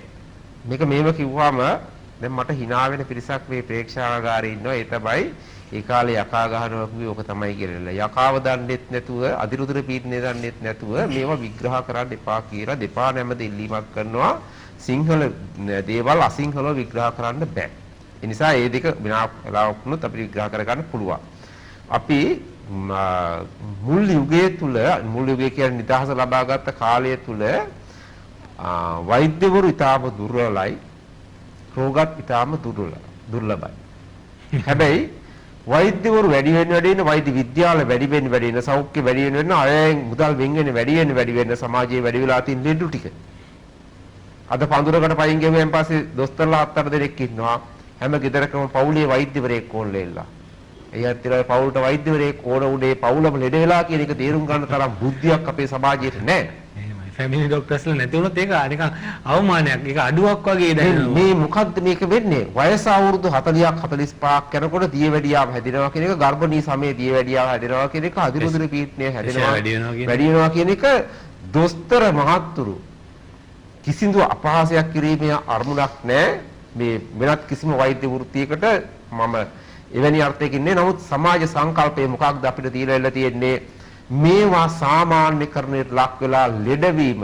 අපිත් දන්නවා ජාති ජරා ව්‍යාධි උප්පත්තියෙන් පස්සේ ජරා ව්‍යාධි මරණයට ලක් වෙන එක සාමාන්‍ය ස්වභාවයයි කියලා එලෙලා. හැබැයි මේ විදිහට මම පහුගිය කාලේ ගාල්ලේ එක්තරා තැනක සායනයක් කරනකොට අපි පොඩි දැනුවත් කිරීමක් කරා. ඒ දැනුවත් කරනකොට ඉස්සරහා වාඩිලා හිටියා පිරිසක්. මම එක කාන්තාවගෙන් අහුවා වයස කීයද කියලා. වයස අවුරුදු 38යි. මං ඇහුවා මොකක්ද කරද බේජ්ජන්න ආවි කියලා. ඌවා වෙද මාත්‍යා ඇට දිරනවා කියලා, හන්දි දිරනවා කියලා. ජාමිකර මාත්‍යා ඔබතුමා දන්න ඔබතුමාගෙත් මගෙත් ගමට අල්ලපු ගම පාහියංගල ලෙනේ වැළලිලා අවුරුදු 38000යි ඇටකටු දිරවලා නැහැ. පණ පිටින් ඉන්න අපේ ඇට දිරනවා නම් මොකද්ද අපේ සෞඛ්‍යය? මේකද අපි ලබා ගත්තේ 70 වසරක නිදහසේ ප්‍රතිඵල. මේක නම් ලබා ගත්තේ මේ සෞඛ්‍ය කියන ප්‍රශ්නය පිළිබඳව අපිට නැවත සැරයක් හිතා බලනවා. අපි ආවේ කොහෙටද, ගියේ කොහෙටද, යා යුත්තේ කොහාටද කියලා. අපි මම්මුලා වෙච්ච උන්ගෙන් පාරහන જાතියක්. මම්මුලා වෙච්ච උන්ගෙන් පාරහන જાතියක්. ඔබ ලංකාවේ මේ ලෝකයේ උත්තර ද්‍රවය ඉඳන් දක්ෂිණ ද්‍රවය දක්වා ඕනෑම තැනක ඔය වෙනත් බටහිර වෛද්‍ය විද්‍යාවක රෝහලකට ගිහිල්ලා ඔබ යන්න බඩේ අමාරුවකට. ගිහිල්ලා දොස්තර මහත්තයා ඉස්සරහා හිට ගන්න. දොස්තර මහත්තයා අහන්න ඕන ලෙඩේ ඔබේ. ඔබෙන් ඇහුවේ නැත්තම් ඔබ කිව්වේ නැත්තම් එකම මැෂින් එකක් හයි කරන්න බෑ. එකම පරීක්ෂණයක් කරන්න බෑ. හැබැයි සිංහල වෙද මාතුරු ළඟට ගියාට පස්සේ අතාල්ල බල්ලෙල්ල කියනවා අංගුෂ්ඨත මූලේතු යාදමනී ජීව සාක්ෂිනී තච්චෝස්න සුඛං දුක්ඛං ඤේයං කායස්ස පණ්ඩිතයි. කය පිළිබඳ පඬිතුයෝ ශරීරය පිළිබඳව නෙමෙයි, දේහය පිළිබඳ නෙමෙයි, රැස් කිරීම, කාය කියන රැස් කිරීම පිළිබඳ පඬිතුයෝ කියනවා. දවල්ට කෑවේ මේක, ලෙඩේ මේක කියලා මෙන්න මෙතන ලෙඩේ තියෙදි කියලා එලෙලා. මට ගෞරවයක් විසින් සඳහන් කරන්න හම්බෙලා තියෙනවා ඇඹිලි පිටියේ සෙවණගලදී වෙද මහත්තයෙක් එයාගේ තාත්තට කියන්නේ සුරුට්ටු වෙද මහත්තයා කියලා. සුරුට්ටු. ඔව්. ඒ කතාව සභාපතිතුමා සුරුට්ටු වෙද මහත්තයා කියලා කියන්නේ පන්සලේ දායක සභාව හවසට ගියාම පන්සලට ගිහලා වාඩිනාම ඕනම කෙනෙක් සුදු සුරුට්ටුවක් ඔට්ටු ඇල්ලුවට පස්සේ අතාල්ලා කියනවා දවල්ට කාපු જાතිය. සුදු සුරුට්ටුවක් කියලා කියන්නේ සිගරට් එකක් ඔට්ටු අල්ලනවා කියලා එල්ලෙලා. ඒ වෙද මහත්තයාට හැකියාවක් තුණා ඕනම කෙනෙක්ගේ කාපුවක් කියන්න. ඔබතුමාත් මාත් ජීවත් වෙච්ච ප්‍රදේශයේ ගෞරවයෙන් මතක් කරන්න ඕන ගලගංගොඩේ වෙද මහත්තයා පොල්ගම්පල. එතුමා අතාල්ලා අහන මිනිසුන්ගෙන් ගස් 100ක නගිනවද කියලා එල්ලෙලා ලෙඩේ අහන්න ඉස්සෙල්ලා. ඒ පොල්ගම්පල නේද? ඔව් පොල්ගම්පල. ඒ පොල්ගම්පල වෙද પરම්පරාව තාමත් පැවතෙනවද? ඒ නාඩි විද પરම්පරාව නැහැ. මේ ළඟදි මං ගේ යනකොට පරණ ගේ තියෙනවා දැක්කා. බයිසිකලෙන් නවත්තලා පොඩ්ඩක් කියලා බලන් ඉඳලා ගියා. ඒ ගෞරවය පිණිස ඒ අය කියන්නේ එක්තරා යුගයක ජීවත් වෙච්ච ඉරිසිවරු. අපිට එහෙම සාම්ප්‍රදායක් තිබුණා. ඒ සාම්ප්‍රදාය තුල ලෙඩ්ඩු හිටියේ නැහැ. හැබැයි අද මොකක්ද වෙලා තියෙන්නේ? අපිට මැරෙන්න දෙන්නේ නැහැ. ලෙඩ කරලා ජීවිතය අරගෙන යනවා, ජීවත් කරවමින් යනවා. ඒ ඇයි? අපි හම්බ කරගන්න තුට්ටු දෙක පුරා ගැනීමේ වෙදකම කියන්නේ ලෝකේ මාෆියාව. වෛද්‍ය ක්‍රමය කියන්නේ ලෝකේ මාෆියාවක්. ඒ නිසා එවැනි ක්‍රමවේද වලට අපි අරගෙන යනවා නම් අපි දෙදේ මොකද්ද කියලා දන්නේ නැති කෙනෙක්ගෙන් බේත් අහනවා නම් මොකද්ද මේ ලෝකයේ යථාර්ථය? මොකද්ද අපි ගමන් කරලා තියෙන දිශාව? ඒ නිසා දැන්වත් අපිට තේරෙන්නේ නැද්ද අපිට වැරදිලා කියලා එළ දෙයක්. ඒ වැරද්ද හදා ගන්නවද නැද්ද කියන කාරණාව තමයි අපි ඉදිරියේ තියෙන්නේ. අපි මීට අවුරුදු 2000 ගානකට ඉස්සෙල්ලා රෝහල් හදාපු જાතියක් මිහින්තලයට කියලා බලන්න, මැදිරිගිරියට කියලා බලන්න, පොළොන්නරුවට කියලා බලන්න. අපි රෝහල් හැදුවා. ලෝකේ සත්සම් කරේ අපි. අපේ වෛද්‍යවරු අපිට හිටියා ඒ කාලෙත් මහා වෙදෙනලා සුද වෙදෙනලා ඉඳලා ගම් දොරක් දක්වා හැමතැනම වෛද්‍යවරු. ඒ නිසා අපිට තීච්චේ වෛද්‍ය ක්‍රමයේ උරුමය අපි මේ වෙනකොට උරුමේ පසකලා කර්මයේ කරගහගෙන ඉල්ලන නිසා අද දවසේ අපිට තීන්දුවක් ගන්න වෙලා තියෙනවා. මේ අර්බුදයේ විසින් නිර්මාණය කරන ලද විසඳුම සැබෑ විසඳුමක් වෙනවා. සමාජයේ අර්බුද වලින් ගේන විසඳුම් සැබෑ විසඳුම්.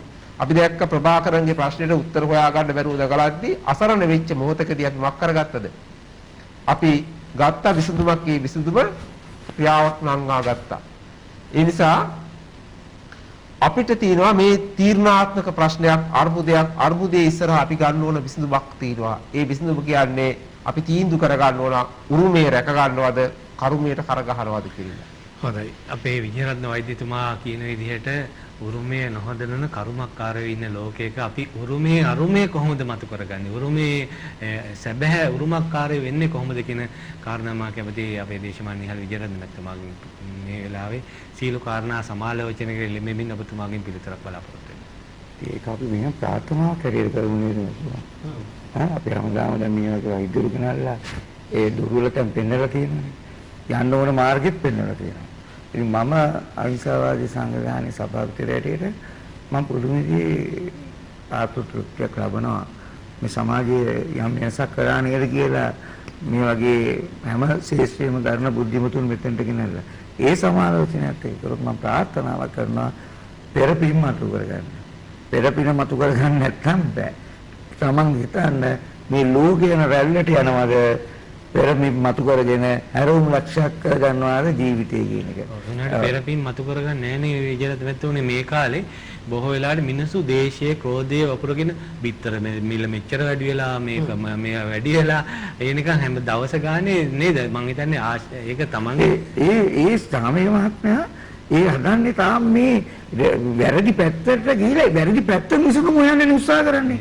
ඒක හරියන්නේ නැහැ. ඒකට සමාධර්මයේ ඉඩ දෙන්නේ නැහැ.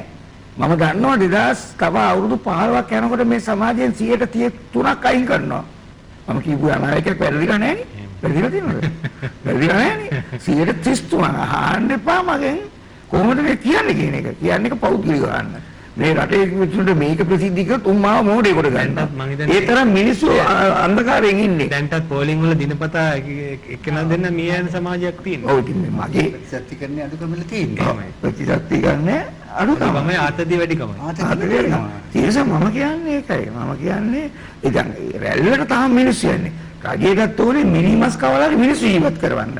ඒ ක්‍රමේ හරියන්නේ නැහැ. මේ බෙල්ල කතා කරා අර මාළු ෆෝන් සලන මොකක් සිස්ටම් එකක් හදනවලු. කොච්චර කර්ම වැඩද මේවා ඈ මම අනන්ත මේ ප්‍රශ්නේ ඉස්සෙල්ලා කිව්වානේ මේ ගව ඝාතනය නවත්තපන් කියලා නීතිය බුදුහාමුදුරුවෝ නීතිය නවත්තන්න කියලා නෑ කොහොමද නමුත් මම කිව්වේ නීතියෙන් හරි මේක කරපන් කිව්වේ ඔය මෙතුමල්ලා කියන 890ක් රෝග 990ක් ව්‍යාධි 203ක් අනතුරු තියෙනවා මේ ගව මම කෑවට පස්සේ ඒක මම හිතන්නේ ගේනවා කියලා පෙන්නලා විහිළුවකට ලක් කිරීමේ අටලෝදාම කැරකිලා තියෙනවා දැන් ඒ දැන් ඒ අරන මේ කරකෙයිද තව කරකෙවුන්නේ නෑ තේරුණාද කියන්නේ මම හිතන්නේ දැන් හොඳටම අපි මෛත්‍රී කරනවා අපිට මෛත්‍රියෙන් පිට අපිට විසඳුමක් නැහැ තේරුණාද අපි මෛත්‍රී කරනවා සියල්ලටම ප්‍රඥාව පහළ වේවා කියලා. නමුත් මම දන්නවා පහළ වෙනව නැද්ද කියන එක. ඒක මට අවශ්‍ය දෙයක් නෙවෙයි. නමුත් මේ රටේ සබා ධර්මයේ දැන් අපිට උනත් කියන්නේ මට දැන් දේශනයක් තිබුණා ඒකත් කොහොමද කඩාගප්පල වුණා. ඒ හේතුව මොකද සබා ධර්මයේ නෑ. බයිටම පැත්ත කරලා.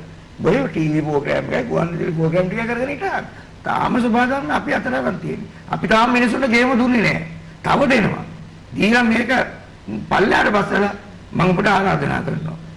අන්නේ ආරාධනා කරපු දාසෙ මෙතෙන්ට එල කියන්න ඕනේ චාමි මහත්තයෝ අපි අනිත් පැත්ත වැඩි පටන් ගමු කියලා. හොඳේ. එහෙනම් ඊටව වෙලා තියෙනවනේ ඒ ටික දෙන්න මෙතුමාට. හොඳයි මම හිතන්නේ ඔව් මේ අවස්ථාවේ පිළිහිතර වැඩසටහනේ මම නෑ අපිට තව වෙලා අපි ඔබතුමාලාට දෙන අවස්ථාව. මම ඉතින් දුලාරි මේ අපේ මාතරාරච්චි වෛද්‍යතුමියනි දැන් මේ ආපු සම්ප්‍රදාය අපි හිතන්නේ අපේ බුදුදහම බුදු පියාණන් තථාගත බුදු පියාණන් වහන්සේ කියලා තියෙනවානේ මේ සම්ප්‍රදාය අවසානය වෙන්න එපා කියලා නේද? තමන්ගේ පරපුරේ අවසානය නොවන්න කියන කාරණාව කියලා තියෙනවා. හැබැයි මේ යන සමාජයේ රටාව දිහා බැලුවාම අර මෙතුමා කිව්වා අපේ විජයරත්න වෛද්‍යතුමා කිව්වා මේ පොල්ගම්පල වෙද පරම්පරාව නතර වෙලා කියලා. එහෙම නැත්නම් අපේ දේශීය පාරම්පරික වෙද පරම්පරාව නතර වෙලා කියලා. මේ මෙතුමා මම හිතන්නේ මේ වෛද්‍යාචාර්යතුමාගෙන් ඔබතුමිය ඉගෙන ගත්තා කිව්වා. මේ යන පරම්පරාවේ අවසානය වෙන එක එහෙම නැත්නම් සම්ප්‍රදායේ අවසානය වෙන එක නතර කරන්න කැලණියේ ලක්සුව සහන මහවේද ගෙදර පාරම්පරික රෝහලේ මුකුත් වැඩපිළිවෙලක් නැද්ද රෝග වලට ප්‍රතිකාර කිරීම හැරුණකොට මේ පරම්පරාව සම්ප්‍රදාය පෙරට අරන් යන කිසියම් ජාතික මෙහෙවරකට උර දෙන්න ඉදිරියේදී හෝ බලාපොරොත්තුවක් තිබෙනවද නැද්ද කියන කාරණාවත් ඔබතුමගේ පිළිතුරක් බලාපොරොත්තු වෙනවා. ඇත්තටම චාමක මහත්තයා ඒ අපේ රෝහලේ විශේෂ අරමුණක් ඔය ඔබතුමා කියන එක ලංකාවේ තියෙන දේශීය වෛද්‍ය පරම්පරාව රැක ගැනීම එක අරමුණක්. ඒ අරමුණ යටතේ තමයි අපි පුළුවන් තරම් ගෝලයෝ බඳවා ගන්න. ඒ කියන්නේ අපි හැම පාරම්පරික වෛද්‍යවරයෙක්ම දැනුවත් කරනවා එතනට සම්බන්ධ වෙන අපිට ගෝලයෝ සම්බන්ධ කරන්න. හැම පරම්පරාවකම ඒකම අපි දැනුවත් කිරීමක් කරනවා ලංකාවේ ඉන්න මේ වෙදකමට ආදරය කරන වෙදකම උරුමයක් තියෙන ගොඩක් අයට ඒකට සම්බන්ධ වෙන්න කියලා සම්බන්ධ වෙලා වෙදකම ඉගෙන ගන්න කියලා. ඉතින් අපි මේ පරම්පරාවල් වලට අත දෙනවා එතන පුහුණු වීම කරනවා වෛද්‍යවරු යටතේ හදාරන්න ඒ කරේ පරම්පරාව රැක ගැනීම තමයි අපේ පිරිසුදු වෙදකම අපි අරගෙන යාම තමයි අපේ එතන විශේෂම පරමාර්ථයක් වෙන්නේ. ඔව් දොලාරි මාතරාජි මෙතනිනේ මම හිතන්නේ මේ පැරණන් ගත් වගේ නොපරිණිය කුසේ පෙරට යාම අපේ පරමාදර්ශී කීවාට දැන් මේ වැඩසටහන බලන් ඉන්න කෙනෙකුට හිතුනොත් හැඟුනොත් දැනුනොත් මේ කොහොමද අපි මේ පාරම්පරික මහවේදකේතර මේ රෝහලත් එක්ක සම්බන්ධ වෙන්නේ මේකෙන් යම් දෙයක් ඉගෙන ගන්න දැන කියා ගන්න කොහොමද කියලා කිව්වොත් කොහොමද සම්බන්ධ වෙන්න දුරකථන අංකයක් ලිපිනයක් මේ සීලු මේ බොහෝ දෙනා බලාපොරොත්තුෙන් ඉන්න ඒ සම්බන්ධ වෙන්න කොහොමද සම්බන්ධ කරගන්නේ? ඔව් අපේ ලිපිනේ සඳහන් කරනවා නම් නම්බර 1812 වරාගොඩ පාර සිංහරමුල්ල කැලණිය කියන ලිපිනේ ජයන්ති මාවත නම්බර 1812 ජයන්ති මාවත වරාගොඩ පාර මේ සිංහරමුල්ල කැලණිය කියන ලිපිනේ ලක්ෂෝ සහන මහවේද ගෙදර. එතකොට දුරකථනයෙන් සම්බන්ධ වෙනවා නම් 076යි 13යි 99122 076යි 13යි 99122 එකම 076යි 13යි 99යි 089 13යි 99යි 089 ඒ දෙකෙන්ම සම්බන්ධ වෙන්න පුළුවන්. ඒ කියන්නේ කාර්යාලය වෙලාවල අමතන්න නෑ ඕනම වෙලාවක ඒ දුරකථන අංක විවෘතයි සම්බන්ධ වෙන්න පුළුවන්. ඒකම චාමික මහත්තයා මට පොඩි වෙලාවක් දෙනවා නම් මට කියන්න අමතක වෙච්ච දෙයක් තුනක්. දැන් ලොකු අර්බුදයක් තියෙනවානේ ඖෂධ හිඟයක් ගැන. හැබැයි අපේ දේශීය වෛද්‍යවරයාට කිසිම තැනක ඖෂධ හිඟයක් නෑ. ඒ වුණාට ආහාර හිඟයක් එක්ක ඖෂධ හිඟයක් ඉන්නේ නෑ ඖෂධ හිඟයක් නැහැ. මොකද අපේ වෛද්‍යවරු කොහෙන්වත් එන ඖෂධ බලාපොරොත්තුෙන් ප්‍රතිකාර කරේ නැහැ.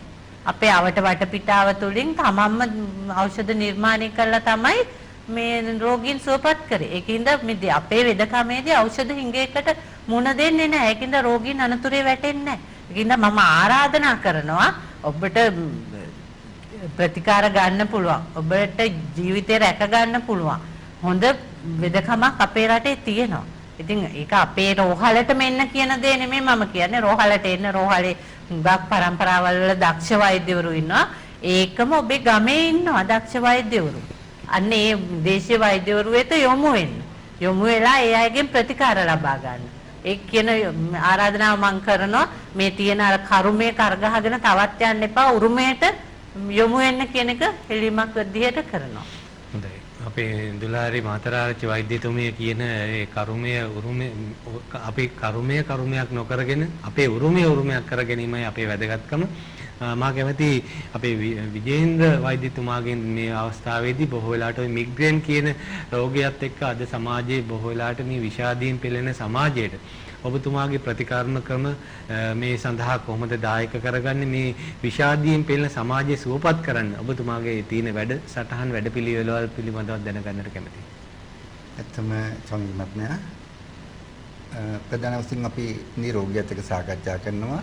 ඒ රෝගී අවස්ථාව බලන්න මොනවද කියලා ඒ රෝගී අවස්ථානුව තමයි අපි වෙන ඖෂධ වර්ග නිර්ණය කරන්නේ.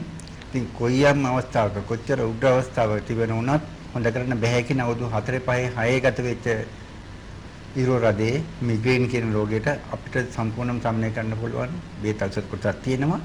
අයිතික දිගු කාලීන ප්‍රතිකාරයක් අපෙන් අවශ්‍ය නැහැ. කොහොම කෙටි කාලයක් තුළ වාර 6ක් 7ක් කියන මාසකමාරක් වේ කාලය තුළදී සම්පූර්ණ මේක බැහැර කරන්න පුළුවන්. සමහර වෙලාවට සමහරු කියන කාරණාවක් මේ අපේ විජේන්ද්‍ර වෛද්‍යතුමනි මේ ඔය මිග්‍රේන් කියන එක ප්‍රතිකාර ගන්න ගියාම මිග්‍රේන් වැඩි වෙනවා කියලා ඒකට යන බෙහෙත් වලට යන වියදමත් එක්ක මිග්‍රේන් තව වැඩි වෙනවා කියලා. ඒ නිසා ඔබතුමා ප්‍රතිකාර ක්‍රම තුල එහෙම මිග්‍රේන් වැඩි කරන්න මම හිතන්නේ බරපැනක් දරන්නට අවශ්‍ය වෙන එකක් නෑ නේද? ඇත්තම නැහැ. මොකද ඉතින් අද රටේ පවතින ආර්ථික ව්‍යුහය තුළ පාලනා ක්‍රමයට අපිට කටයුතු කරන්න වෙලා තියෙනවා. නමුත් බටහිර වෛද්‍ය ක්‍රමයේ තුලදී චැනලින් කියලා ක්‍රමයක් යනව නේද? ඒ චැනලින් ක්‍රමයට අය කරන ක්‍රමයක් නෑ. අපි වෙදකම් මෙන්නේ නෑ. එතකොට ඒ චැනලින් වලට ගන්න ගාස්තුව අපිට අපි බෙහෙත් වලට යන්නේ. ඒ කියන්නේ රුපියල් 2000ක් 2500 වගේ මුදලකින් එක වර්ග දෙයක මේකන පුළුවන්. අතිසරණලක අපින් අය වෙන්නේ. හොඳයි. අපේ විජේන්ද්‍ර වෛද්‍යතුමාගේ දුරකථනයත් අපි සිහිපත් කරමු කොහොමද ඔබතුමාව සම්බන්ධ කරගන්න ඕන? මම සතියේ දවස් 3ක් ලක්ෂෝසාර මාගදර නීති වෛද්‍ය පරිකෝසෙන් කතා කරනවා. අනිත් එක මම මාතර මගේ පොත් ප්‍රතිකාර මධ්‍යස්ථානය කරගෙනවා. ඒ අංකය 0.71යි 568යි 9යි 588 0.71යි 568යි 9යි 588 588 ඕනම නිදන්ගත රෝගයකට ප්‍රතිකාර කිරීමට මම ඉදිරිපත් වෙනවා. හොඳයි. ඒ වගේම තව පොඩි දෙයක් මතක් කරන මේ අවස්ථාවේ අද සමාජයේ තියෙන මේ ගොඩක් බහුල රෝගයක් අතරපත් වෙනවා පාකින්සන් කියන මට්ටමට. පාකින්සන්. ස්නායු දුර්වලතාවයේ උච්ච අවස්ථාව වෙනකොට පාකින්සන් කියන අර ගැස්මක් තුළ යනවා.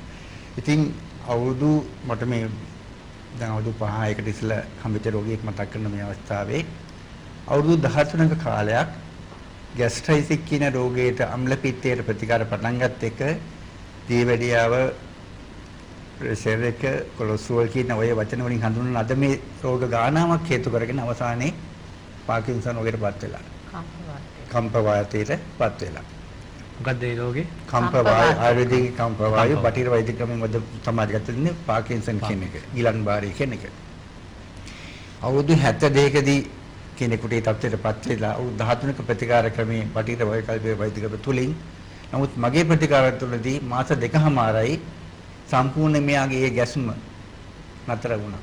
ස්නායු පද්ධතිය ශක්තිමත් කරන අපේ බෙහෙත් කොටසක් අපි ලබා දුන්නා. ඒ කියන්නේ අංශ භාග වගේ රෝග තත්ත්වයටත් අනිවාර්යයෙන්ම ඒවත් කරන්න පුළුවන් අංශභාගයට ඊට මෙහා වෙනත් පිටකම දෙයක් යන ගමන් කරන්නේ.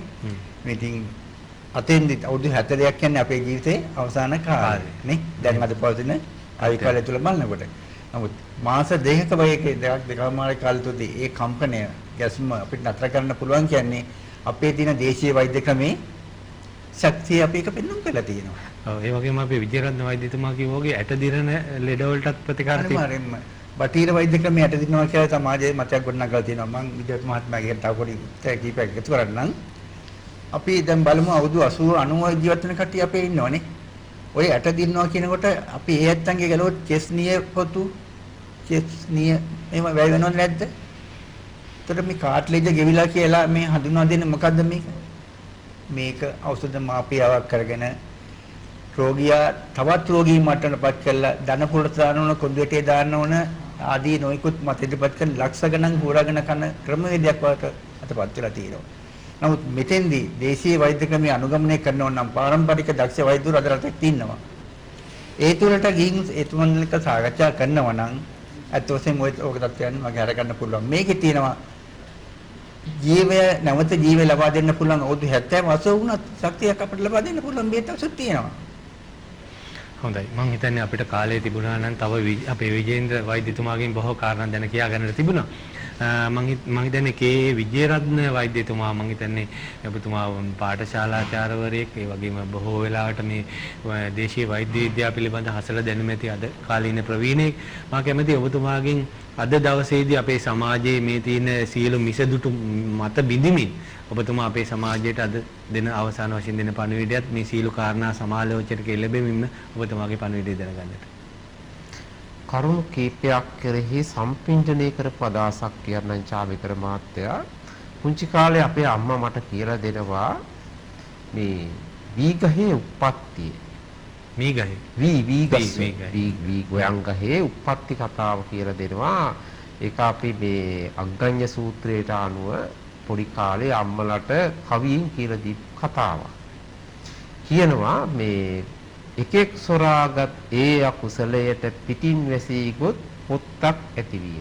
මුල් කාලේ සයන්ජාතයල් වලට පොතු තියුන්නේ පිටින් වැහිලා ගිහිලා පොත්තක් හදගත්තේ එකෙක් මේ වී ටිකක් හොරෙන් අරන් ගිය අකුසලයට.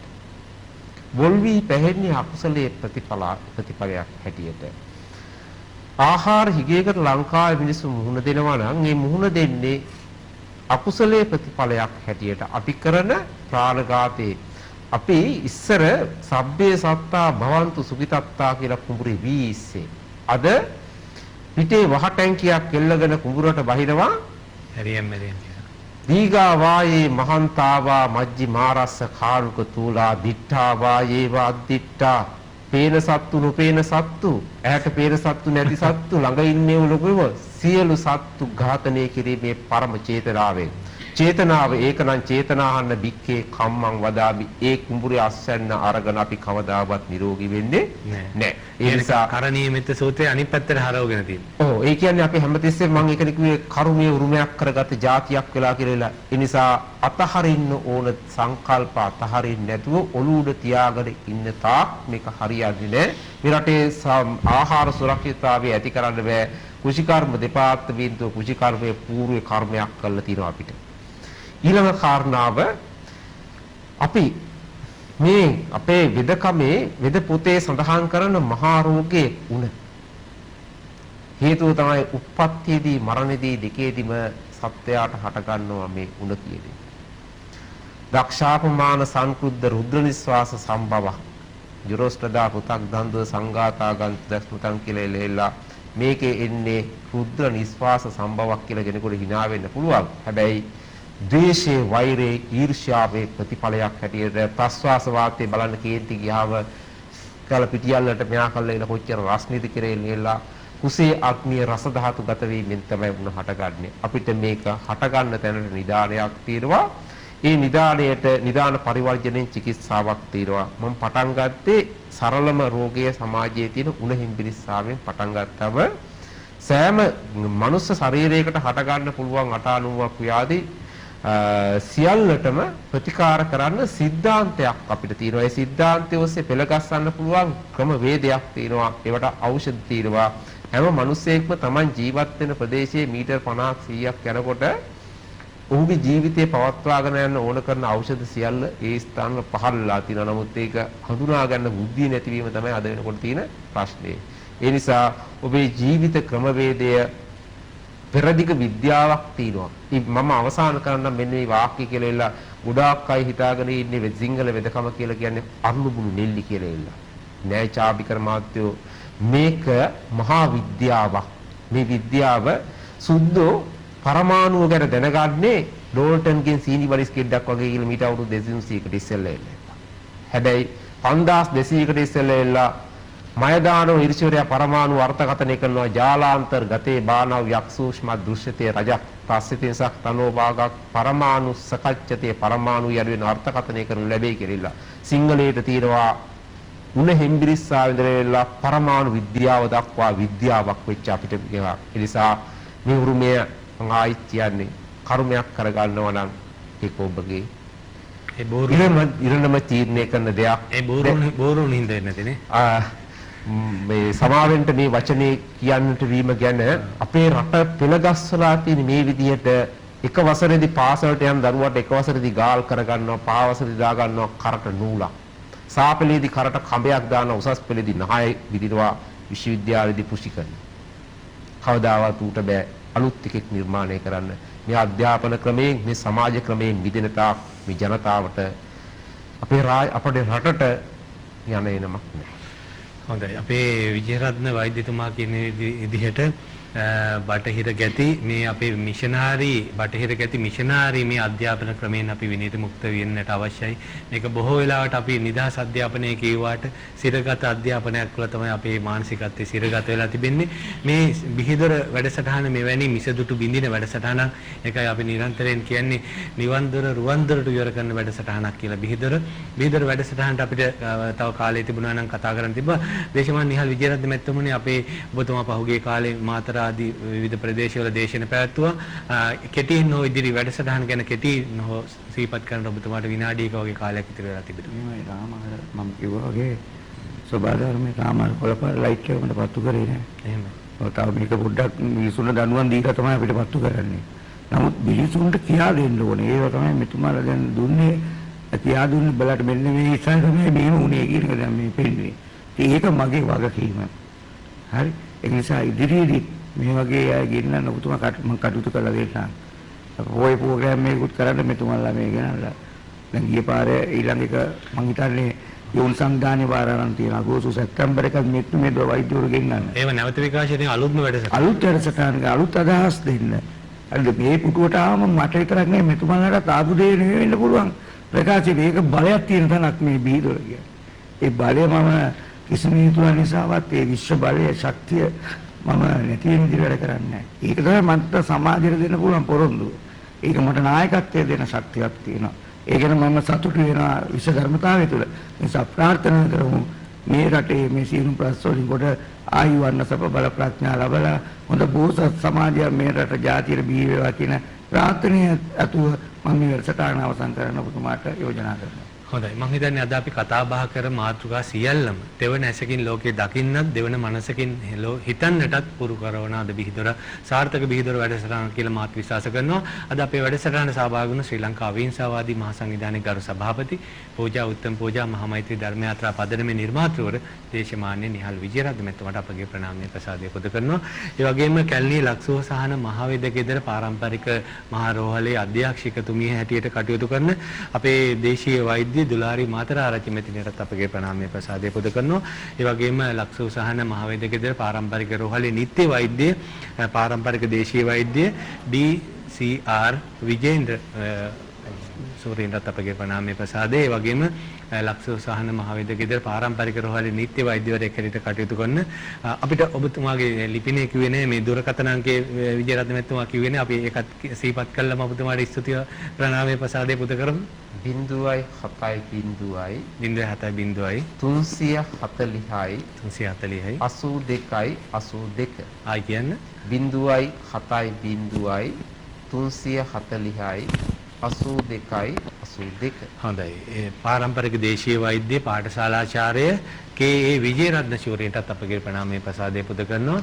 අපි සදහවතුනි අපි බලාපොරොත්තු වෙනවා බිහිදොර අපේ සෑම පුන් පොහෝ දිනයකම දහවල් ඉදිරිපත් කරන බිහිදොර නැවත විකාශයක් නොවේ නවතම වැඩසටහනක් හැටියට කාලීන වැඩසටහනක් හැටියට බිහිදොර අපි ඉදිරිපත් කරන ඔබට අපි දෙසතේකට වරක් ඔබ බිහිදොර වැඩසටහනකින් අප හමු වෙනතුරු එතෙක් අපේ ප්‍රාර්ථනාව වෙනදා වගේම ඔබට තෙරුවන් සරණයි. මම නිර්මාංශනයේ අවුරුදු 16 දී